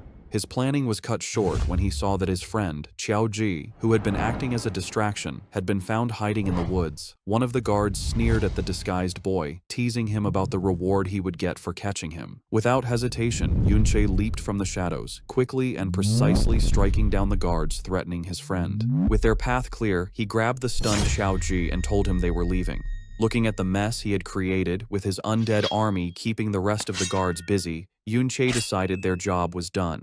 It was time to go back, get away from the danger, and properly check all the new things he had gained from his bold raid. As Yunche and Qiaoji escaped, the remaining Ding family guards fought the undead army. The guards fiercely attacked the skeletal warriors, breaking their bones. A guard leader noted the creatures weren't very strong, but their relief was short-lived. To their horror, a defeated skeleton would instantly reform, unharmed. They kept fighting, only for skeletons to revive endlessly. Just as the guards' spirits were breaking, Ding Ge, the strong level 52 third head of the Ding family, appeared, calmly smoking. He realized the skeletons were summoned creatures and that reviving them used their summoner's magic. With a confident smile, he concluded they just needed to kill them until their master ran out of energy. Sometime after the chaotic attack, the old master, the powerful head of the family with a long white beard, returned. He immediately asked if their important guest, Miss Yun Sha, had left. Inside, his son, Ding Hao, bowed respectfully, apologizing for failing to keep her there. He explained the intruder was unbelievably bold, causing a commotion by shouting and even breaking a window, which scared their guest away. The old master, the formidable level 57 Ding Dan, son of hero Ding Kun, was furious. He yelled at his son for the complete security failure, enraged that an intruder got in and escaped without being identified.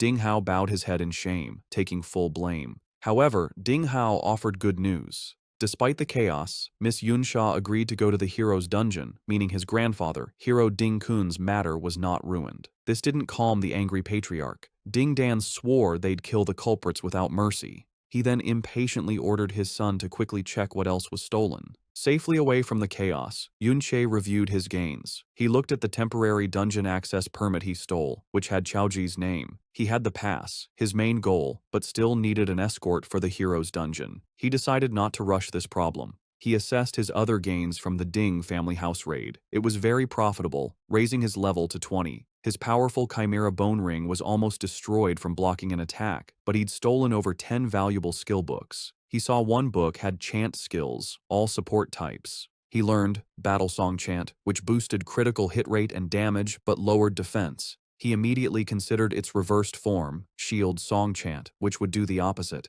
He excitedly realized by learning and reversing these support skills, he could greatly boost his stats. With these boosts and a new passive skill that increased his strength, he knew he could crush any same-level opponent with pure stats. Besides skill books, the Dungeon Lord dropped a rare level 30 item, Corrupted Knight's Armor, which would be useful later. But most importantly, above all the levels, skills, and equipment, he had finally leveled up his hidden skill, Mirror World, to level 2. Thinking about his new abilities, Yunche admitted his necromantic summons greatly increased his combat power. But he knew it wasn't enough. Recalling the hero Ding Kun's statue, he judged his enemy was at least an S-rank berserker.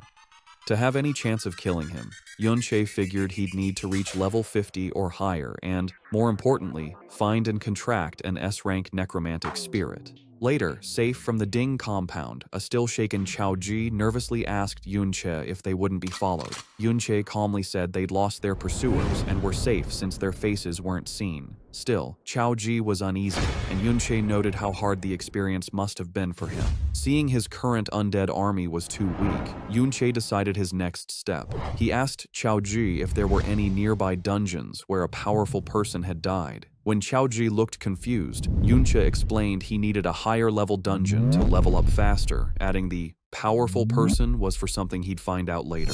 After a moment, Chaoji confirmed there was such a place. However, he hesitated, worried. He revealed it was the school's private dungeon, and they couldn't sneak in. The information made Yunche pause, thinking about a controlled, heavily guarded dungeon. But he didn't waver. He simply decided if normal entry was impossible, he'd use special methods to get what he wanted. As part of his special methods to enter the school's private dungeon, Yunche met his class teacher. He gave the teacher a valuable, rare purple-quality skill book for his Wanderer class, stolen from the Ding family. The bribe worked. The teacher, now believing Yunche had powerful backing, became more helpful. He admitted dungeon access was usually fixed, and he couldn't easily change things. However, he explained a loophole. The dungeon was open for graduating students. While Yunche wasn't normally qualified, a teacher could recommend an outstanding student. Convinced of Yunche's outstanding potential, he promised to get him a spot. The plan succeeded. Yunche joined students entering the school's Valiant Dungeon. Other students were determined or flattering. One grimly noted it might be his last chance to level up, while another thanked the hero. As Yunche walked past the glowing portal, he felt a strange unease, sensing something was wrong with this dungeon. The teacher enthusiastically explained it was where the hero once fought, and traces of his power might remain inside. Nearby, Chaoji listened grimly. He horrifyingly realized the Valiant Dungeon was where, according to the Empire's fake history, hero Ding Kun valiantly killed his great-grandfather, traitor Chao En. Knowing the dark truth, Chaoji hesitated. He struggled, wondering if he should tell Yunche what he knew about the dungeon's true history. As students gathered at the dungeon entrance, the teacher gave a final warning. It was a high-level dungeon, and they must be careful within their limits. He then singled out a red-haired student in armor, Little Z, telling him to look after Yunche and Chaoji. Little Z was clearly annoyed, complaining he couldn't focus on leveling up if he had to babysit. Another student pushed him forward, telling him to stop complaining as the dungeon was open. Grumbling about why younger students were allowed, Little Z entered the dungeon with the others. He condescendingly ordered Yunche and Chaoji to stay back and not cause trouble, threatening to abandon them if they were a burden. As the group went into the vast, purple-lit interior, Yunche silently assessed his surroundings. He noted it was supposed to be a level 20-40 dungeon. However, his instincts from his past life screamed something was wrong. A deep unease washed over him as he felt a profound danger that didn't fit a dungeon of this supposed difficulty. As students went deeper into the glowing purple Valiant Dungeon, Yunche saw Yun Yin and her blonde friend, Yun Sha, inside. He wondered how they, as younger students, were allowed. Little Z, assigned to watch Yunche, also saw the girls and pointed them out to another armored student. This student immediately dreamed of escorting the attractive girls. His fantasy was cut short by a taller, serious student in a helmet who smacked him, telling him to stop dreaming.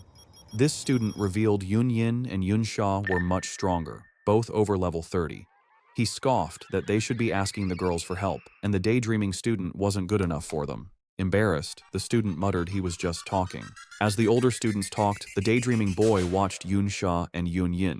To his and his friend's surprise, the two high-level younger students ignored them and walked directly towards Yunche and Chaoji.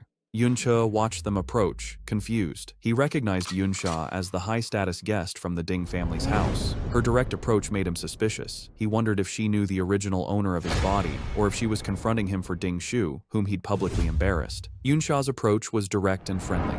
Smiling confidently, she told Yunche she saw him at the memorial hall and complimented his fighting skills, adding his voice was unique. Yunche wasn't sure what she wanted, thinking she was just making small talk. However, Yunsha's eyes glowed gold as she leaned closer, revealing she recognized his voice from the shattering glass during his escape from the Ding family residence. This stunned Yunche. He realized, alarmed, that this powerful girl had identified him as the intruder just from 2 sentences he shouted. Having made her point, Yunsha's clothes changed to white, mage-like combat gear. Yun Yin did the same, putting on a dark, green energy outfit. Yunsha then told a still surprised Yunche they'd explore the dungeon first, then walked away with her friend. As they walked off, Yunche processed the encounter carefully. He understood she recognized him as the intruder, but chose not to expose him publicly, subtly delivering the message. This made him wonder if it was a warning.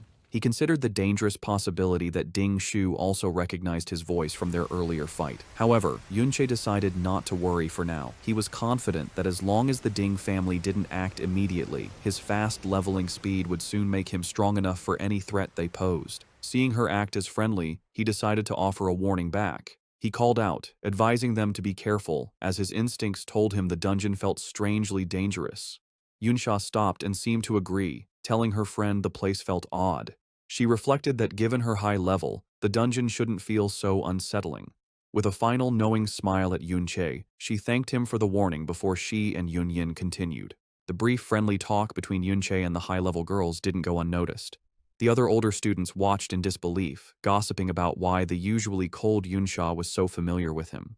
Driven by jealousy, they surrounded Yunche, asking about his relationship with her and demanding an introduction. Not interested, Yunche cut off their questions, announcing he and Xiaozhi were leaving the group to explore alone. The older students were shocked by his overconfidence, warning him that as younger students, the level 20 monsters would surely kill them. To their surprise, their supervisor, Little Z, told them to let the two go. He reasoned that for Yunche to be friendly with someone as powerful as Yun Yin, his own level must be high. When others protested, reminding him of their teacher's orders, Little Zai's true motive was revealed in his thoughts. He aggressively reminded his friends of their real reason, to find precious crystals. He didn't want to share the loot, so letting them wander off was perfect. He finalized his decision by callously telling the group to ignore them, reasoning they had distress signal guns if needed. As Yunche and Xiaozhi walked away, he watched them with anger and jealousy. He couldn't understand why a plain kid got Yunsha's attention. His envy grew into dark malice. He concluded if Yunche was so overconfident, he deserved to die. Sometime after Yunche and others entered the dungeon, an angry Ding Shu arrived at the entrance. A male staff member and a woman asked him what he was doing. Filled with rage, Ding Shu grabbed the man's shirt, asking if a team had just gone inside. The staff member demanded to know what he planned to do. This fight came after a frustrating meeting Ding Shu had with his family elders. When he tried to tell them Yunche and Xiaozhi were the intruders who raided their home, his father, Ding Hao, dismissed him. He coldly told him not to blame them for his public humiliation, as he had no time for such small matters. Ding Shu strongly insisted he recognized their voices from the raid. However, Ding Ge was doubtful, pointing out the intruders were too skilled to be mere students, easily escaping many guards. Ding Ge said unless Ding Shu could prove their strength was greater than the guards, he couldn't support his claim. The family head, Ding Dan, coldly told him to leave them to their important matters. Dismissed by his family, Ding Shu had no choice but to act himself. Back at the dungeon entrance, he again confronted the staff member, declaring with crazy determination that since Yunche and Xiaozhi were inside, he had to go after them. Inside the dungeon, Yunche was fighting a tough level 20 greed demon crystal giant. The creature, made of sharp blue crystals, attacked fiercely. As Yunche dodged its hits, an even stronger enemy appeared, a level 30 greed demon crystal eye. It shot a powerful beam of purple energy right at him. Seeing the new monster's immense power, Yunche got ready for the hit. From far away, a terrified Xiaozhi shouted Yunche's name and used a support skill. A set of golden shields with angel wings appeared around Yunche, protecting him from the attack. The skill, called Surrounding Shield, gave Yunche a shield with 500 durability and 700 defense for 3 minutes. Qiaoji didn't stop there. He used a motivational shout, which wrapped Yunche in an aura that boosted his power. This gave Yunche the inspired status, increasing his attack power and speed by 5%. It showed that Qiaozhi was quickly becoming a very good support player. Strengthened by Qiaoji's help, Yunche used a series of powerful attacks on the huge crystal monster. With his Trick Blade skill active, which gave him a 70% attack boost, he shattered the strong level 30 Eye of the Mountain with a final, strong hit. The victory brought quick results. Yunche leveled up to level 21 and got 3 new attribute points. Qiaoji was also happy, shouting in surprise as he leveled up to 11 and also got 3 attribute points. Yunche explained to his friend that the surrounding shield and motivational shout skills came from the books they had stolen from the Ding family. He said they were very useful skills that Qiaoji was able to learn. As he looked at the defeated monsters' remains, Yunche thought about how much better their teamwork had gotten. He knew the monsters in this dungeon were a bit high level, but Qiaoji's new support skills made the fights much easier to handle. As they went deeper into the dungeon's crystal caves, Yunche remembered something his teacher had said. The teacher had mentioned a rare monster in this dungeon called the Obsidian Beast. He had said that killing it gave a chance to get a rare support skill book for gravitational pull. This was a big chance for Yunche because he had already seen the skill's reversed form, Force Field Zone, on his Mirror World skill list and knew it was a key skill for his future plans. But hunting the beast wasn't his only goal. He looked out at the huge, spooky landscape, knowing that this dungeon was also said to be where many powerful adventurers had died. He believed their souls might still be where they fell, giving him a chance to find and contract powerful undead spirits for his army. He hoped he could find some of these souls in the area. Suddenly he felt danger and his eyes widened in alarm. In the canyon below, a huge creature made of dark, glowing purple rock appeared. It was not alone. A whole group of these elite-level obsidian beasts was on the move, marching together through the Crystal Pillar Canyon. From a high cliff, Yunche and Qiaozhi watched the strange sight. Yunche saw that the elite beasts were moving in a large group and had also traveled at least a kilometer, much farther than they normally would. This very unusual organized behavior led him to a serious conclusion as he mumbled the words, "Wanderer type, huh?" He recognized the signs of a much bigger and smarter threat. The way the obsidian beasts were acting reminded Yunche of something, and he explained what a wanderer type monster is. These are rare creatures that don't have a fixed spawn location and wander freely all over a dungeon map. They are much stronger than normal monsters of the same level and can easily beat unprepared adventurers. Back in the early days, before people grew strong and learned to control dungeons, running into a wanderer type often meant a very hard fight to survive. These creatures were especially dangerous because they weren't stuck in the dungeon. They could wander outside and threaten human towns, causing a lot of disasters and death. However, Yunche also knew that this huge risk came with an equally huge reward. The experience and items dropped by wanderer-type monsters were much better than any ordinary creatures, making them a high-risk, high-reward target for any adventurer brave enough to face them. Knowing the huge threat from the group of obsidian beasts, Yunche knew he couldn't be careless. He knew that the monsters were simply too strong to attack directly, and decided he would need to test their abilities first to find a weakness. His first look showed a strong defense. The level 30 obsidian crystal beasts had a powerful healing skill that was always on, making them very hard to wear down. Before he could think of a new plan, the beasts attacked back, shooting a coordinated blast of powerful energy beams called mana rays. Yunche used his high speed to weave through the thick web of attacks, helped by the winged shields Qiaoji had summoned for him. But the monster's attacks were too many and too frequent. One of the beams eventually hit him, drawing blood and sending a shock of pain through his back. He realized that even his high speed wasn't enough to dodge all of them. A quick look at his health bar showed how much danger he was in. His health had dropped a lot. He knew he was weak, that his current body's HP and defense were just too low.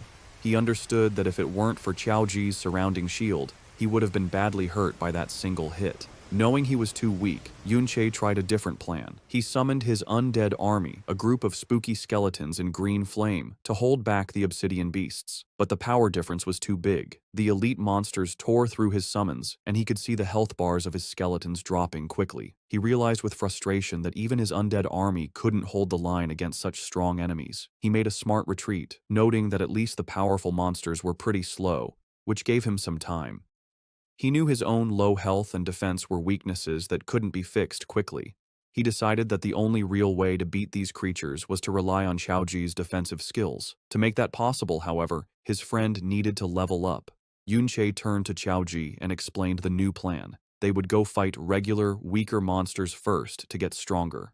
They moved to an area with weaker monsters, where Yunche pointed out a group of enemies he had seen earlier, saying they were perfect for helping Xiaoji level up. In group fights, the shield bearer is the main defense.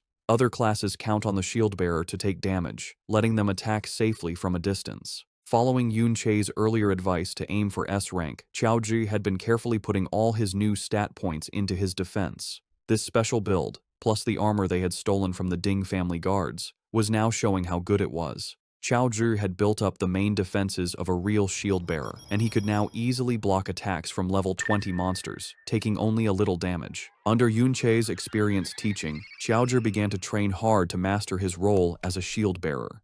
From a distance, Yunche shouted instructions, teaching his friend the basics of a good defensive stance, telling him how to shift his weight, steady his body, and angle his shield to block a coming attack. Putting the lessons to work, Xiaoji successfully blocked a powerful hit from a crystal monster. He was happy to see a real result of his better skill. A message showed his shield's durability was going down much slower than before, but he was still inexperienced. As Yunche warned him to watch for follow-up attacks, the monster hit again, catching Xiaoji off guard and knocking him to the ground. Before the creature could land a final blow, Yunche jumped in, blocking the attack and saving his friend. He used the moment as another lesson, explaining why it's important to always guess the enemy's next move. He told Xiaoji to avoid big, sweeping movements with his shield, which would leave him open, and instead focus on smaller, more efficient blocks that would let him attack back. Patting his friend on the shoulder, he gave one last piece of advice: to stay alert, but keep his body relaxed, only tensing up at the exact moment of impact to save energy and react faster.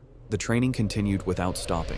With a final encouraging pat on Xiaoji's armor, Yunche told him to keep up the good work.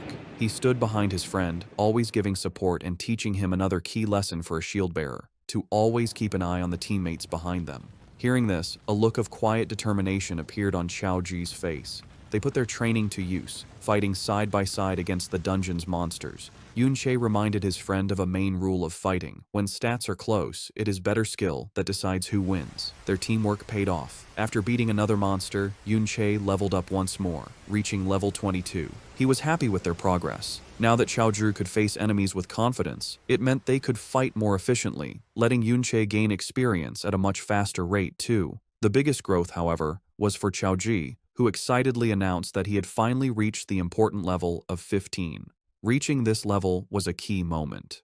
Xiaoji could now learn a new, powerful skill from one of the books they had stolen. He held up the glowing, rare skill book for shield armor, a skill that would add an outer layer of armor to his shield. This would give it huge amounts of durability and defense that grew with his own stats, making him an even stronger tank. With his level high enough, Xiaoji learned the shield armor skill, which was the last skill book he could use from the Ding family's collection. The new ability appeared as a layer of glowing green armor over his summoned shield, greatly improving its defensive power. Yunche also noted that the skill's defensive boost would be a huge help when they faced the obsidian beasts again. Meanwhile, in another part of the Crystal Pillar Canyon, a group of 3 men from the school's teaching team were watching the same group of elite obsidian beasts that Yunche and Xiaoji had seen earlier.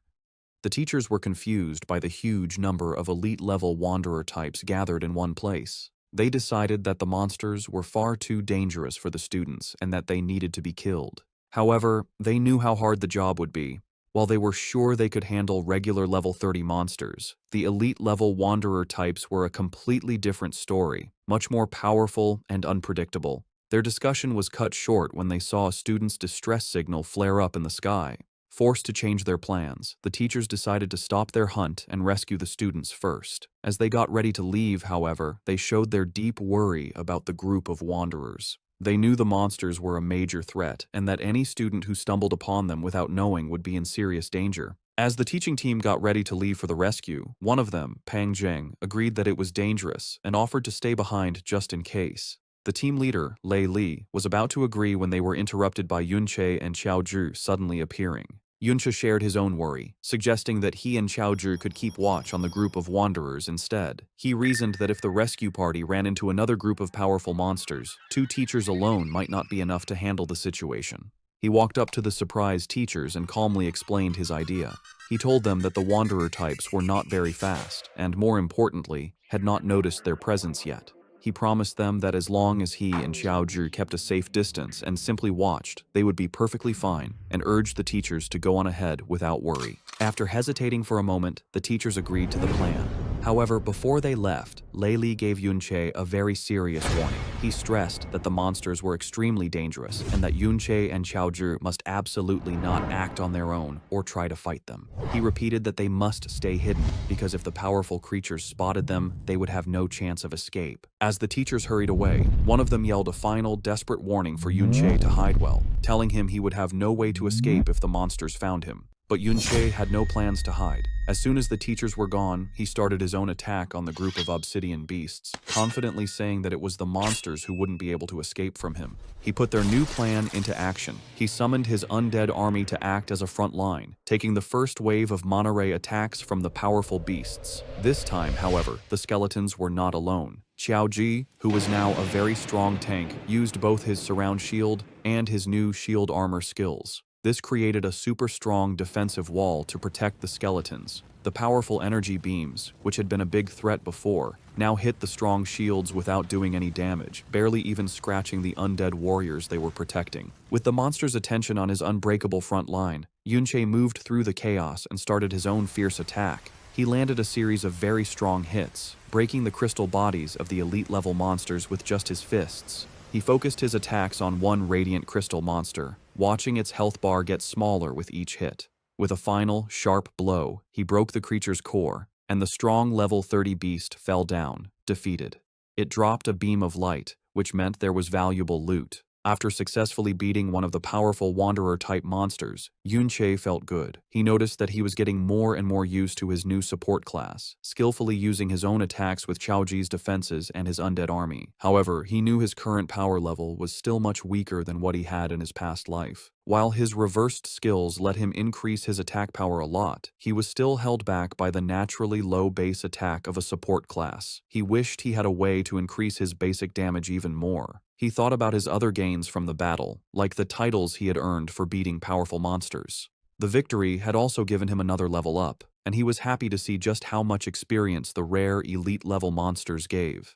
As he walked up to the monster's body to pick up the dropped items, a message confirmed he had successfully gotten the valuable rewards. As Yunche looked at the loot from the defeated monster, his eyes widened in surprise. He had gotten a powerful weapon with high attack, a huge glowing pink crystal longsword that gave him a massive plus 552 bonus to his attack power. A slow smile appeared on his face as he realized this was the perfect answer to his problem. This one weapon would be more than enough to make up for his class's naturally low base attack power. He equipped the sword, and it changed in his hands, becoming a larger, more threatening blade that crackled with dark purple energy. With this new power, he was sure that future fights would be much easier. However, his luck wasn't perfect. He looked at the other item that dropped, a skill book, but was disappointed to see it wasn't the specific gravitational pull skill he had been hoping to find. He guessed that the chance of that particular skill dropping must not be very high. As he stood on the cliff edge, wishing for better luck and a chance to hunt more of the high-reward wanderer monsters, his thoughts were cut short.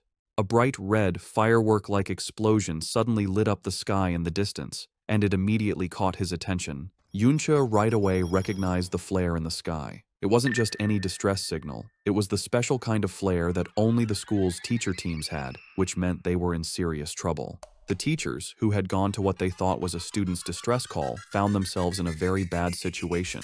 They had stumbled upon a huge group of the elite wanderer-type monsters, all gathered around a single cave entrance. They couldn't understand why so many of the powerful creatures were all there. Soon after, Yunche, Xiaozhi, Yunsha, and Yunyin also arrived. They were just as confused by the huge number of monsters gathered in one place.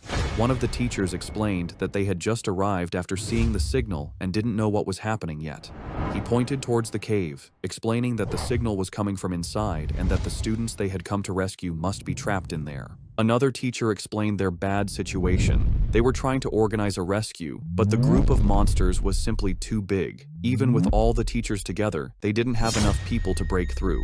Seeing the powerful Yunsha and Yunyin arrive, one of the teachers looked to them for help, saying it would be a great help if they could assist in the rescue. Without hesitating, Yunsha accepted the teacher's request, saying that saving fellow students was their duty. She immediately took control of the battle, summoning a glowing, star-shaped magic object and using a powerful area-wide buffing spell called Starlight Mystic Art. The spell washed over the teachers and students, wrapping them in a golden light that greatly increased their spirit and attack power. The pure strength of the buff stunned everyone, who recognized it as an epic-level skill at the very least. With her allies now stronger, Yunsha turned her attention to the monster group, using a powerful attack spell, Gravitational Pressure, that crushed a huge area of the Wanderer beasts. At the same time, Yunyin joined the fight, using her own devastating attack, Hidden Thorn, which instantly destroyed a level 30 radiant crystal spike, showing her own incredible power.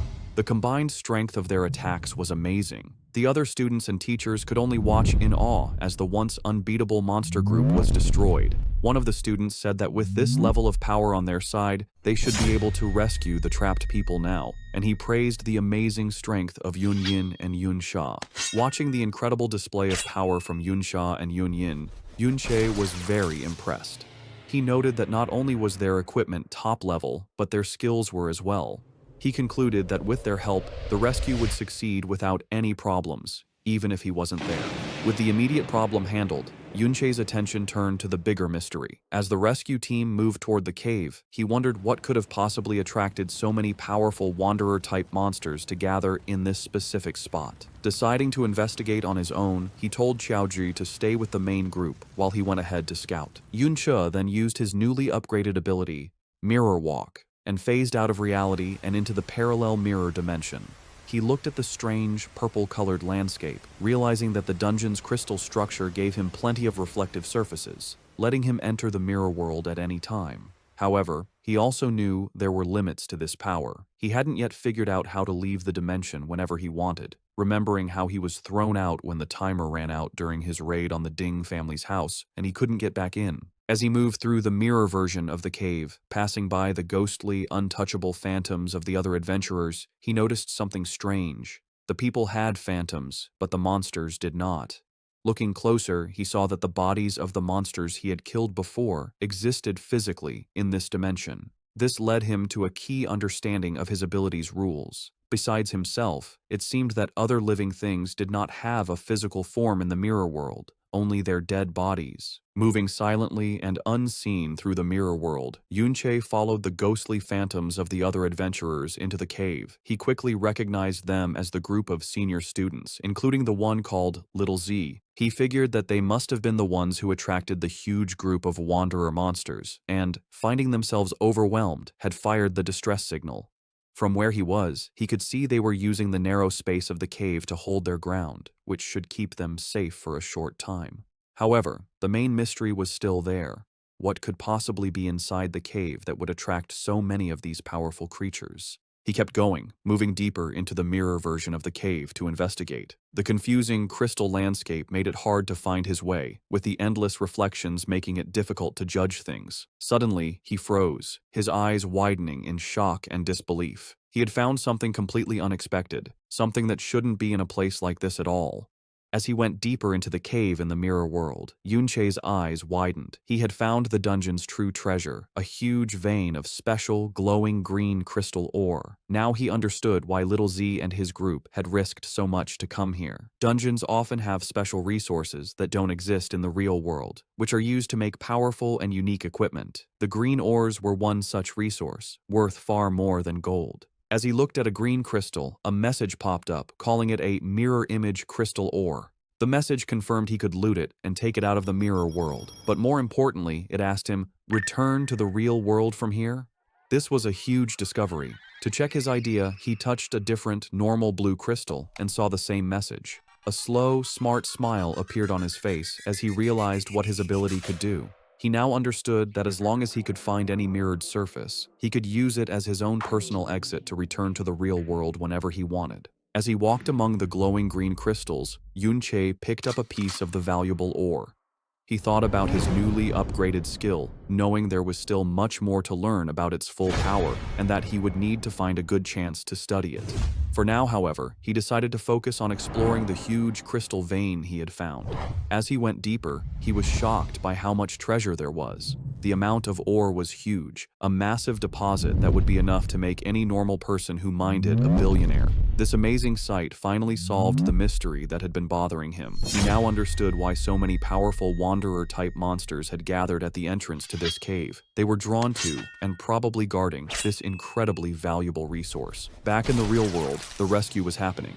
Yunsha kept using powerful spells like gravitational pressure to crush the Wanderer monsters, while Yun Yin followed up with her own deadly dual blade dance that tore through the remaining enemies. Not happy with just helping her allies, Yunsha also showed her own attack power with Star Rain Art, a devastating spell that hit a wide area. The students and teachers watching were completely stunned, wondering if all of the girls' skills were epic level, as their power was much greater than the teachers'. With a final, huge cross-shaped slash, the last of the Wanderer beasts at the cave entrance was destroyed. The path was now clear for the rescue team to go in and get the trapped senior students, who were huddled together, tired but alive. As the rescue party led them out, one of the seniors, Little Zai, said he was very relieved, saying that he thought he was going to die in the cave. However, the always careful Yun Yin was quick to stop his relief, warning him not to relax. She pointed out that they still had to fight their way out of the dungeon, and that everyone was already tired from the last battle. Yunsha agreed, but added with a confident smile that with their help, the escape should be much easier than their last struggle. As the rescued senior students were being led out of the cave, Yunsha's eyes suddenly widened, a look of surprise and worry on her face as she sensed something was wrong. Her bad feeling was right, as the students behind her let out terrified screams. The reason for their terror was a horrifying sight. The path ahead, which had been cleared just moments before, was once again full of an unbelievably large group of the elite Wanderer-type monsters. It was as if every single Wanderer in the whole dungeon had suddenly gathered in this one spot, completely blocking their path to safety.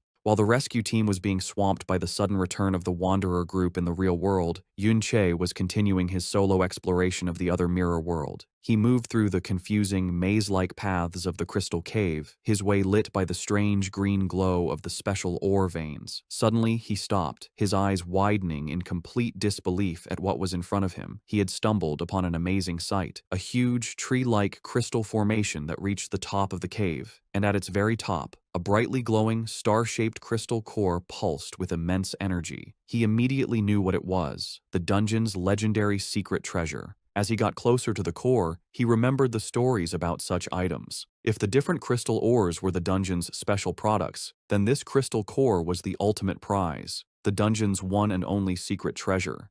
These treasures are the condensed form of all the special products in a dungeon, taking a very long and unknown amount of time to form. They are so rare that a normal person might never see one in their whole life. Most importantly, every secret treasure, without fail, has a unique and powerful special effect. As Yun Che reached out to touch the glowing object, he knew he had found the true heart of the Valiant Dungeon. With a happy smile, Yun Che reached out to the glowing green crystal core he had found. A system window appeared, naming the item as the Mirror Image Crystal Core. It was a unique quality secret treasure that, when used, would permanently give a plus 110 boost to stamina, a plus 0.5 increase to mana recovery speed, and a 20% reduction in damage from light and electric type attacks. The description also said that it was a copy of the true secret treasure. Yun Che was thrilled with the discovery. He understood that the increase in stamina would greatly boost his maximum health, while the faster mana recovery meant he could use his powerful Trick Blade skill more often, increasing his damage. With a smart grin, he focused on what he thought was the most important effect, the 20% damage reduction for light and electric types. He knew that percentage-based damage reduction was an incredibly rare and valuable effect, even among the very best equipment. To make it even better, as a consumable secret treasure, it wouldn't even take up one of his valuable equipment slots. However, as he held the treasure, a strange thought came to him. He knew that just as the crystal ores had attracted the Wanderer monsters, a secret treasure this big should logically be protected by a monster whose strength was much greater than the Wanderers he had seen. Deciding not to stay long, he got ready to use the secret treasure and then get out. A system window gave him two choices: to either loot the item for later or use it right away. As he went to choose use, another message appeared, revealing a surprising rule. Using or taking the item would require using up 10 minutes of his remaining mirror walk time, which caught him by surprise. Back in the real world, just as the rescued students were starting to feel a sense of relief, a deep and powerful rumbling sound suddenly shook the whole cave. The teachers and students looked up in terror, and even the very powerful Yunsha and Yunyin were frozen with looks of shock and alarm. From behind the huge crystal formations, a new, huge threat appeared. It was a giant monster, a much larger and more threatening version of the wanderer beasts they had just fought, crackling with dark purple energy and making everything else in the cave look small. The group immediately understood the horrifying truth of their situation. They had stumbled upon the Lord of the Wanderer species, a powerful, hidden boss of the dungeon. The teachers and students knew how bad their situation was. They were facing a wandering lord, a rare hidden boss that was separate from the dungeon's main boss. A creature like this is much stronger than a normal boss, and this one, with its huge army of elite followers, was a threat they couldn't hope to fight against. Panic started to spread. One of the students cried out in fear, saying he thought wandering lords only showed up in high-level dungeons. The fear was spreading, and the others began to lose hope, believing they were all going to die. Just as they were about to fall apart, Yunsha's calm, strong voice cut through the chaos. She told everyone to calm down, reminding them that the most important thing was to work together to escape. Taking control, she pointed to a narrow canyon, saying it was their only way out of the basin they were trapped in. She explained a clear plan. As long as they could break through the line of monsters and get out of the basin, their faster speed would let them get away easily. With a final encouraging shout, she used her powerful starlight mystic art again, strengthening the whole group. She ordered everyone not to hold back and to push forward with all their power towards the canyon exit. Inspired by Yunsha's leadership, the teaching team leader, Lei Li, jumped into action. Saying they had to at least get the students out safely, he turned on his light refracting shield. He announced that the teachers would take turns leading the attack, with him going first, and he rushed into the group of monsters to make a path. The other teachers and students followed close behind, their combined attacks creating a powerful push forward. Support class members cast healing and defensive spells on the frontline fighters, making sure they could keep moving. Surrounded on all sides, the group formed a tight defensive circle, slowly but surely pushing their way towards the canyon exit as the teachers urged them to hold on. Just as it seemed they might break through, the huge wandering lord stepped in. It let out a mighty roar, a skill called Battle Cry Rally. In response, the regular crystal monsters from all over the dungeon, which had been inactive before, suddenly started moving and began marching towards the basin. They poured into the canyon, their huge numbers forming what seemed like an endless wave of new enemies that completely surrounded the trapped rescue party. The students and teachers could only watch in despair as their escape route was cut off by thousands of new monsters, wondering where they had all come from. The already bad situation for the students and teachers got even worse.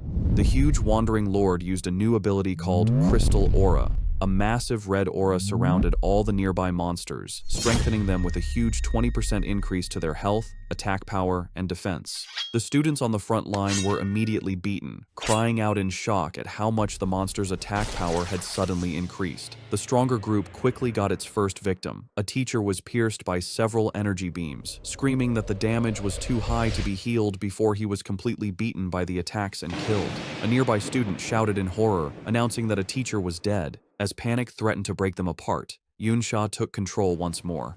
She ordered the shield guards to the front to form a defensive line and told the priests to focus their healing on the shield bearers to keep them standing. Even with her strong commands, Yunsha knew their situation was very bad. She thought that everyone was already tired and they were now just barely holding on. Most terrifying of all, she realized that the Wandering Lord itself had not yet really started to fight, and they were already being pushed to their limit by its strengthened followers alone. Even with their best efforts, the combined forces of the students and teachers were no match for the strengthened, endless group of monsters. One of the teachers, his face serious, said that their efforts were useless and that they couldn't possibly break through at this rate. Seeing that a group defense was pointless, one of the more cowardly teachers decided to leave the group. He turned on a stealth skill, saying that it was every man for himself now. He tried to run, attempting to sneak past the monsters and escape on his own. The teacher, Lei Li, shouted after him, warning him that his stealth skill wouldn't last long enough for him to get away. His warning turned out to be tragically true. The running teacher was immediately spotted by a smaller, turtle-like crystal monster that came out of the ground, blocking his path. As the teacher froze in terror, the huge wandering lord, which had been watching the battle until now, finally made its move. It shot a devastating beam of pure energy that hit the ground where the lone teacher stood. The teacher was instantly destroyed, blasted directly into ashes by the overwhelming power of the lord's attack. The blast was so powerful that it not only killed the teacher, but also brought down the entire canyon, completely sealing the only escape route with a massive rock slide. The remaining students and teachers could only stare in horror at the unbelievable, terrifying display of power. One of them, his face a mask of despair, stuttered that they could no longer escape. Having sealed their only escape route, the huge wandering lord turned its attention to the trapped adventurers, its crystal eyes glowing as it charged another devastating energy beam. One of the students screamed in complete despair, believing it was over and that they were the next target. With no way to dodge the attack, the group prepared for the unavoidable, knowing they couldn't possibly block a blast that big. But at the last second, one of the students summoned a massive, fancy, giant shield that appeared in front of them. The shield, an epic quality, level 70 piece of equipment called the Rock Mountain Shield, had a huge amount of defense and resistance. The Lord's energy beam slammed into the giant shield with incredible force, pushing it back and threatening to break it. The teachers and stronger students rushed forward to hold the shield, knowing that if it fell, they would all be finished. Yunsha, her face strained with effort, explained their desperate plan. The shield was a level 70 piece of equipment, so its durability was sure to be high. However, because its level requirement was so high, no one in the group was actually strong enough to properly equip it and get its stat bonuses. This meant they had to physically hold the massive, hard-to-move object in place with their own strength. She knew this was only a temporary solution, a desperate move that could only buy them a little bit of time. As the students and teachers desperately held the line against the Wandering Lord's attack, their spirits began to break. One of the rescued seniors questioned why a monster of this power was even in the school's dungeon. Another student, his face a mask of terror and anger, turned on the teachers, blaming them for their situation and questioning why they had been brought there in the first place. One of the teachers, his face serious, wondered if their long struggle to save the trapped students had all been for nothing. The teacher, Lei Li, looked on with a pained expression, his only comfort being that at least the two younger students, Yunche and Xiao Zhi, were safe and wouldn't run into this danger. His thought was immediately proven wrong. To his complete shock, Xiao Zhi suddenly appeared at his side, pushing him out of the way of an incoming attack. Lei Li couldn't understand how the boy, who was supposed to be waiting by the valley, had gotten there so quickly. As another monster attacked, Lei Li shouted a warning. Xiao Zhi reacted instantly, shouting the name of his skill, "Surround Shield," to protect the teacher. However, the monster's attack was too powerful, shattering Xiao Zhi's defenses and breaking the group's perimeter. With their formation broken and their main tank hurt, the group was left completely open. There was no one left who could stop the advance of the Wanderer group. With their defensive line shattered, the group was left completely open, with no one left to stop the advance of the Wanderer monsters. In a desperate act of bravery, Xiao Zhi single-handedly charged the monsters, successfully blocking several powerful attacks and protecting the injured teacher, Lei Li. The teacher could only stare in amazement, wondering how the younger student he had dismissed as useless had such incredible strength. But Xiao Zhi's solo effort was not enough. The other shield guards' defenses were completely broken, and their entire defensive line was gone. Xiao Zhi himself was finally beaten, his armor breaking as he was sent flying by a powerful blow. He lay on the ground, bleeding and defeated, as the monsters prepared to deliver the final blow. Seeing their last line of defense fall, one of the teachers, his face a mask of sweat and terror, said that their situation was now truly hopeless. Just as the monsters were about to overrun the defenseless group, a blur of motion cut through the chaos. To the amazement of the teacher, Yunche appeared, standing on top of the body of a defeated monster. He held his massive, glowing crystal longsword, his eyes showing a cold, deadly calm. He looked down at his beaten and bleeding friend, Xiao Zhi, and praised him for his bravery.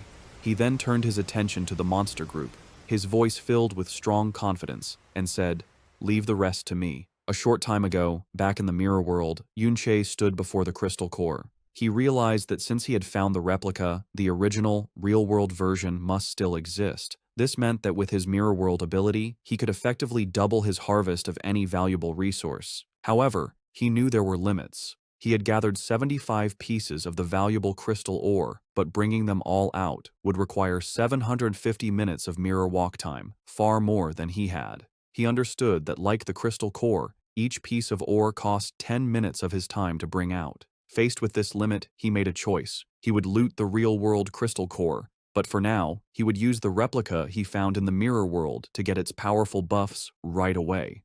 A system notification confirmed that he had used both the real and mirrored versions of the core, which doubled the stat increases and gave him a powerful 40% immunity to light and electric type damage. After using the core, as he stood on top of the massive crystal formation in the real world, he suddenly felt a powerful vibration shake the whole cave. His eyes widened in alarm as he sensed the new disturbance. Wondering what had happened, he jumped into action, diving off the crystal formation to find the source of the noise. As he leaped from the crystal formation, Yun-che decided to test his new ability to exit the mirror world whenever he wanted. He phased through the crystal walls, entering the parallel dimension once more, and noted that he still had almost 13 minutes of his mirror walk time left. With a confident smirk, he confirmed another key part of his power. As long as he had time left on his mirror walk, he could enter and exit the dimension at any time. The ability would only go on cooldown once the entire time was used up. He immediately tested this, phasing back through the crystal walls and successfully returning to reality. When he returned, however,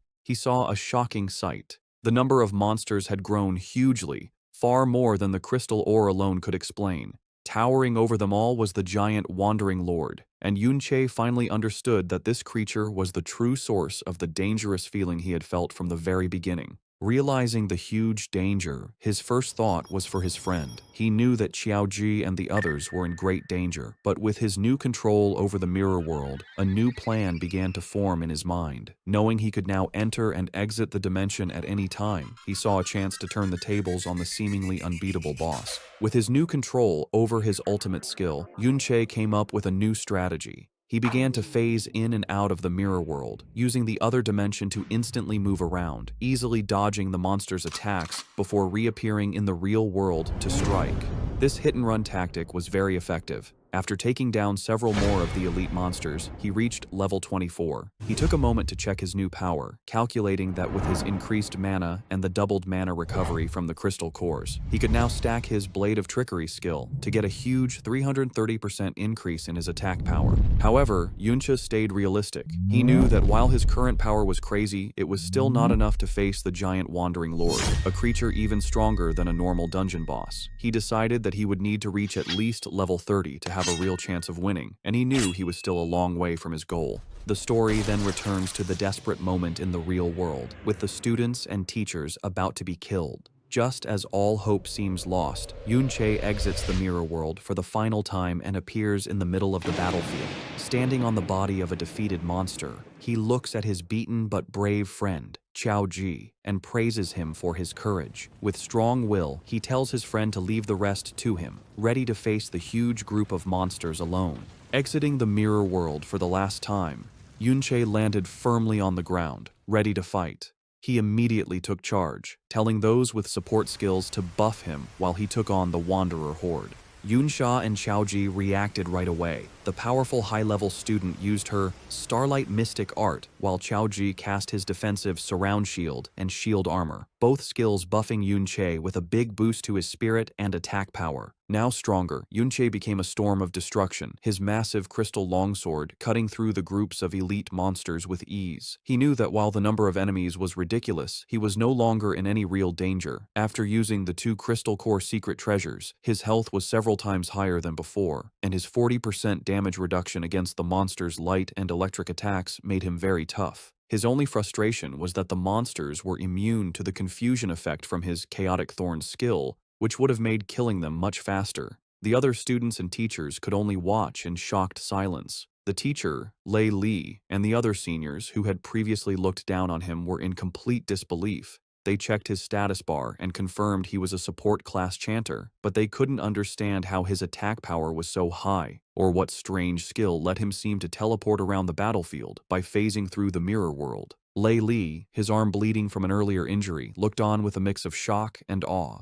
He couldn't believe that the younger student he had been so worried about was actually this strong. With his new power and toughness, Yunche became an unstoppable force, tearing through the endless group of elite wanderer monsters. The sheer number of high-quality enemies gave an incredible amount of experience, and he found himself leveling up at an amazingly fast rate. Yun Sha, who had earlier identified him as the intruder at the Ding residence, could only watch in amazement. She had first thought he was just a bold thief, but now she had to admit that his strength was far beyond anything she could have imagined.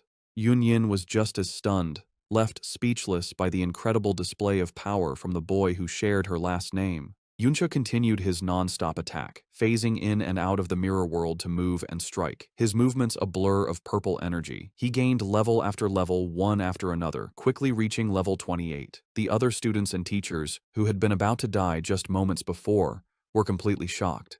One of the teachers, Lei Li, wondered if Yunche was some kind of high-level support from outside, but then remembered seeing him before and realized he was a student. His companion, Little Z, was even more shocked, unable to believe that a mere student could have such huge power. Despite Yuncha's incredible performance, the Wandering Lord was still a massive threat. As the giant beast got ready to shoot another of its devastating energy beams, the students and teachers cried out in alarm. Yunche, his face serious, knew that even with all his recent power-ups, he would not be able to survive a direct hit from that attack. As the Wandering Lord began to move forward, its energy beam still blazing, the students and teachers behind their makeshift shield wall knew their time was running out. Once the giant beast got close, the two shields would not be enough to protect them. The teacher, Lei Li, seeing that Yunche had greatly reduced the number of smaller monsters, shouted for everyone to break out and head for the other exit. He knew that no matter how strong the mysterious student was, there was no way he could fight the Wandering Lord alone. However, his plan was immediately met with pushback.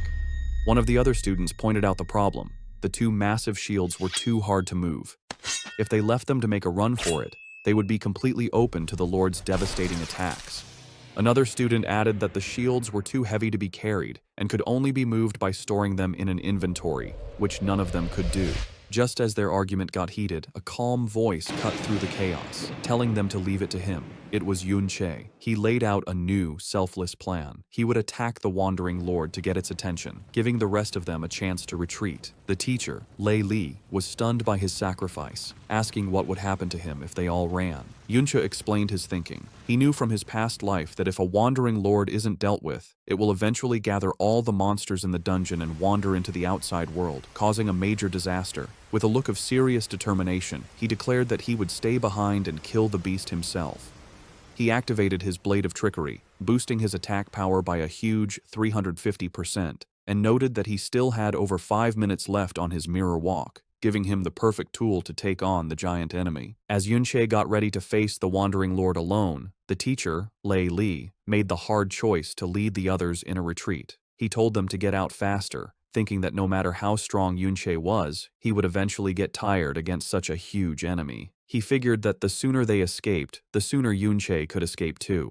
When a student questioned Yunche's bold claim that he could kill the Lord, Lei Li said it was just a brave act to make them feel better because he knew how powerful a real Wandering Lord was. As he was forced to run with the group, Chaozhi felt completely useless. He looked back with a sad face, hating that all he could do at a time like this was run while his friend faced incredible danger. Silently, he prayed for Yunche's safety. Meanwhile, Yunche was not helpless at all. He kept fighting through the smaller monsters, getting stronger with every kill, and he quickly gained another level. As the huge Wandering Lord shot its powerful energy beam, Yunche used his mirror walk to phase out of reality. The beam passed right through the space where he had just been. He then reappeared behind the beast and hit it with a powerful slash from his glowing sword. However, his attack showed a hard truth. The Wandering Lord, a level 42 stone golem, had such a strong defense and a powerful healing skill that the small amount of damage he did was healed right away. He realized that at his current level, it was no use. Its defense was just too high. As he dodged the Wandering Lord's attacks, Yunche's first tests confirmed what he thought. He saw a large crystal on the creature's head was its core, which meant it was also its weak point. The only problem was getting to it. Even with his many buffs, his attack power was still not enough to break through the Lord's strong defense and healing. To make things worse, his time was running out. A quick look at his status showed that the powerful buffs he had gotten from the others were starting to wear off. His own mana was also very low, and he knew he wouldn't be able to use his powerful Blade of Trickery skill for much longer. He realized he had only one good option. He needed to get stronger. He needed to level up first by killing the weaker monsters. Just as he was about to start attacking the smaller monsters again, a bright beam of light shot out from a nearby crack in the rock. Yunche's eyes widened in surprise as he recognized the light. At that exact moment, the huge Wandering Lord also saw the light and, with a scary show of intelligence, shot its powerful energy beam at the crack.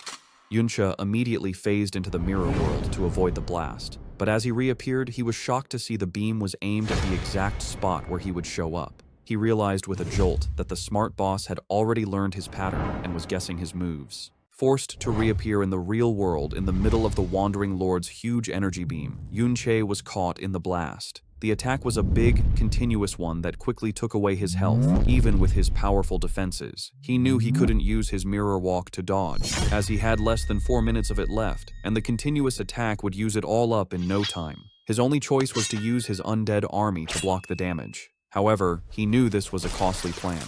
Bringing his summons back to life would use a lot of his already low mana, leaving him with nothing left to build up his attack power for a counterattack. He began to wonder if he should retreat and regroup first. Just as he was about to be beaten, another powerful blast hit the Lord's attack. To his surprise, he saw that Yunsha, Yunyin, and even Xiaoji had come back to the fight. Yunsha explained with a playful smile that this little brother of his, meaning Xiaoji, had begged and pleaded for them to come back and help him. Xiaoji, with his back turned, quickly said that he hadn't begged. He explained that since the number of smaller monsters had gone down, the rest of the group now had enough people to escape on their own, which meant he was free to come back and help. Hearing his friend's brave decision, a real, thankful smile appeared on Yunche's face as he simply said, "Thanks." With their group now stronger, Yunsha took a commanding position. She told Yunche that the hidden boss was still too dangerous and that she and the others would cover him so he could make a slow retreat. However, Yunche completely refused her offer. He said that with their help, there was no longer any need for him to hold back, and he used the full power he had. With the help of his powerful allies, he kept farming the smaller monsters, and his mirror walk time finally ran out as he reached the key level of 30. Now at his target level, he knew his attack power was finally enough to take on the Lord. He immediately put on the rare, level 30, Corrupted Knight's armor he had gotten from the Ding family's dungeon, which greatly increased his defenses. Yunsha watched him, asking if he was really thinking of attacking the Lord's weak point on its head. She pointed out that at that height, it was impossible to get up there. But Yunche was one step ahead. He revealed that he had already gotten the tool he had always wanted, the Gravitational Pull skill book, which he had looted from one of the Wanderer monsters. The skill let its user pull a target object towards them. More importantly, its reversed form, gravitational traction, did the opposite, pulling the user towards the target, with the pull getting stronger the lower the user's strength. With this new movement ability, the Lord's weak point was no longer out of reach. He activated his Blade of Trickery, quickly building up his attack power, and with a confident smile, he promised the others that everything was under control. With his plan set and his power fully built up, Yunche reached out a hand covered in purple energy, aiming for the huge Wandering Lord's head. He then used his new skill, Gravitational Traction, and a powerful force grabbed him, pulling him forward with incredible speed. He shot through the air like a rocket, breaking the rocky ground as he flew right towards the giant monster. In an amazing show of skill and power, he landed perfectly on the Wandering Lord's head, putting himself right next to its glowing crystal core, his powerful sword crackling with energy and ready to strike.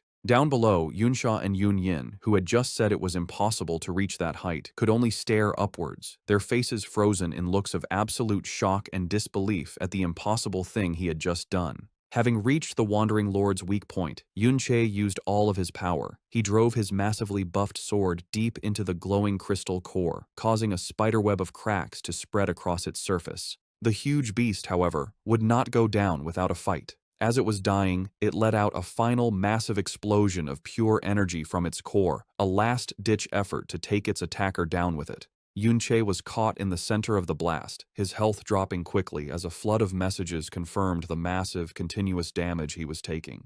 But his new defenses and increased health held strong. He gritted his teeth and survived the attack, and when the light finally faded, he was left standing, beaten but alive, while the Wandering Lord's massive crystal body broke into a million pieces. A series of messages confirmed his incredible victory. He had defeated the Wandering Lord, earning a massive bonus of 5,000 experience points and the respected title of Wanderer Killer. More importantly, the hidden boss had dropped 2 legendary quality skill books, Golden Light Shield and Angel's Protection, rewards of immense power and value. With a final powerful strike to the Wandering Lord's core, Yunche used all of his built-up power. The giant beast broke into a million pieces, and the explosion of energy and experience instantly gave him 3 more levels, bringing him to level 33. The students and teachers watching were left in stunned silence. Xiaozhu could only say how incredibly strong his friend had become, while Yunyin and Yunsha couldn't believe he had actually managed to kill such a scary monster all by himself. As he stood among the falling pieces, Yunche saw 2 beams of golden light come from the monster's remains. He had gotten 2 legendary quality items, but before he could look at his new loot, he had to jump to safety as the huge, headless body of the Wandering Lord began to fall over. Yunsha shouted a warning, realizing that Yunche was still on top of the falling giant. With skilled agility, he expertly moved through the crumbling remains of the monster, jumping from one piece to the next until he landed safely on the ground. As the dust settled, a new, huge opening was revealed in the side of the mountain where the Lord had fallen. The inside of the mountain was empty, showing a vast, dark cave filled with the skeletal remains of both wanderer monsters and humans. Looking at the old battlefield, Yunche came to a serious realization. An even stronger, more ancient Wandering Lord must have been born here long ago. He now understood why there were so many intense battle scars all over the dungeon. As he looked at the old empty mountain, Yunche's eyes were drawn to a single figure outlined against the dim light at the very top. His heart skipped a beat as he recognized the armored warrior, still in a final defiant pose, his great sword stuck firmly in the ground. A system message confirmed the impossible. It was the body of Qiao En, who was also known by his nickname, Qiao Benben. Yunche could only whisper his friend's name in disbelief. The other students and teachers soon arrived at the scene, just as stunned by the sight. Yunsha, her voice full of awe, identified the figure as the famous traitor Qiao En. She admitted that while she had heard this was the place where he was killed by the hero Ding Kun, she had never expected the scene to be like this. The battlefield was a sign of a desperate last stand against countless monsters and people. She noted that the heroic, defiant figure before them was completely different from the statue in the Modern History Memorial Hall, which showed him being stepped on. This, she declared, did not look like someone who would be so easily beaten. Yunsha stayed silent, his face a mask of grief and sadness as he looked at the remains of his fallen friend. Qiaoji, his great-grandson, finally spoke. He told Yunche that while he probably wouldn't believe him, he now thought that his great-grandfather might not have been a bad person at all. As Qiaoji stood before his great-grandfather's remains, he began to explain the truth he had found. He told Yunche that he had spent his childhood looking through the historical records of his great-grandfather, but whenever he got to the parts about his experiences, the descriptions were always frustratingly unclear. Despite this, he had managed to find some key details. He had discovered that his great-grandfather had a habit of going into dungeons that were far below his actual level. This led him to the main question: why would an S-rank professional, someone over level 60, come to a low-level dungeon like this one? He then answered his own question with new certainty. It was because this dungeon was one of the few places that could spawn a Wandering Lord, a creature that could summon all the monsters in a dungeon and lead them into the outside world, causing a major disaster. He explained that back in those days, the government didn't have enough soldiers to defend against the constant threat of monsters coming out of dungeons. They had to rely on a few powerful and responsible professionals to regularly clear out the most dangerous threats. His great-grandfather, he declared with pride, was one of those heroes. He hadn't been a traitor. He had come to this dungeon to stop a potential disaster before it started. As Yunche listened silently to this revelation, Qiaoji's confidence started to fade. He admitted that the others probably thought he was just making things up, and that even his own family believed he was just looking for mental comfort, twisting the unclear historical texts to fit a story he wanted to believe. Just as he was about to give up hope, a hand gently rested on his shoulder. He looked up to see Yunche, a kind, understanding smile on his face, who simply said, "I believe you."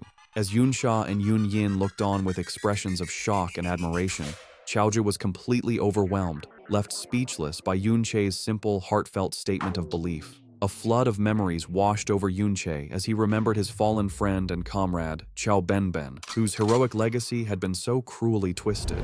He recalled Chao Benben's youthful arrogance, how he would boast that his natural talent meant he didn't need a master and would soon be better than Yunche himself. But he also remembered the boy's terror when he got in over his head, screaming for his master to save him from a swarm of monsters, only to then stubbornly deny that he needed saving at all. His pride hurt. He remembered his friend's unique habit of working hard in secret, only to then show off his new strength in front of others, and how he always chose the weakest shield-bearer class, the Sword Guard, because no other shield-type class was fast enough to keep up with Yunche's reckless attacks. He remembered how he always seemed to find Xiao Benben, even when he tried to sneak off on his own to grind levels, and how his friend would always make excuses, claiming he just couldn't resist a good fight, insisting that saving people was just something he did on the way. Filled with a new sense of purpose and a burning desire for revenge, Yunche looked at the remains of his friend. He declared that, for Chao Benben's sake, he would settle the score with the Ding family, the ones who caused his friend's suffering after his death. Back at the Ding family residence, Ding Shu is telling the story of the dungeon expedition to his unbelieving father and uncle. He insists that what he is saying is true, that Yunche is just that amazing, and that they can ask the teacher in charge if they don't believe him. He explains that he was initially blocked from entering the dungeon because of his low level, but he waited outside until the survivors came out. The scene flashes back to the students leaving the dungeon, buzzing with excitement. They had all witnessed the fall of the giant wandering lord from a distance and were in awe of the person who had managed to kill a rare hidden boss that was over level 40, a feat that was beyond their imagination. Ding Shu, listening in, confirmed that the hero's name was Yunche. He couldn't believe that someone even more powerful than the high-level Yun Yin had been among the students, and he wondered about Yunche's true identity. Back in the present, after hearing his son's report, the third head, Ding Ge, is silent for a moment. He then gets up from his seat and gives a chilling command to gather the Ding family guards and follow him to the traitor's dungeon, the very place where Chao En had died. His brother Ding Yi stops him, remembering a detail from Ding Shu's earlier report about the intruders at their home. With a sinister look in his eyes, he tells his brother to bring the members of the Chao family along with them as well.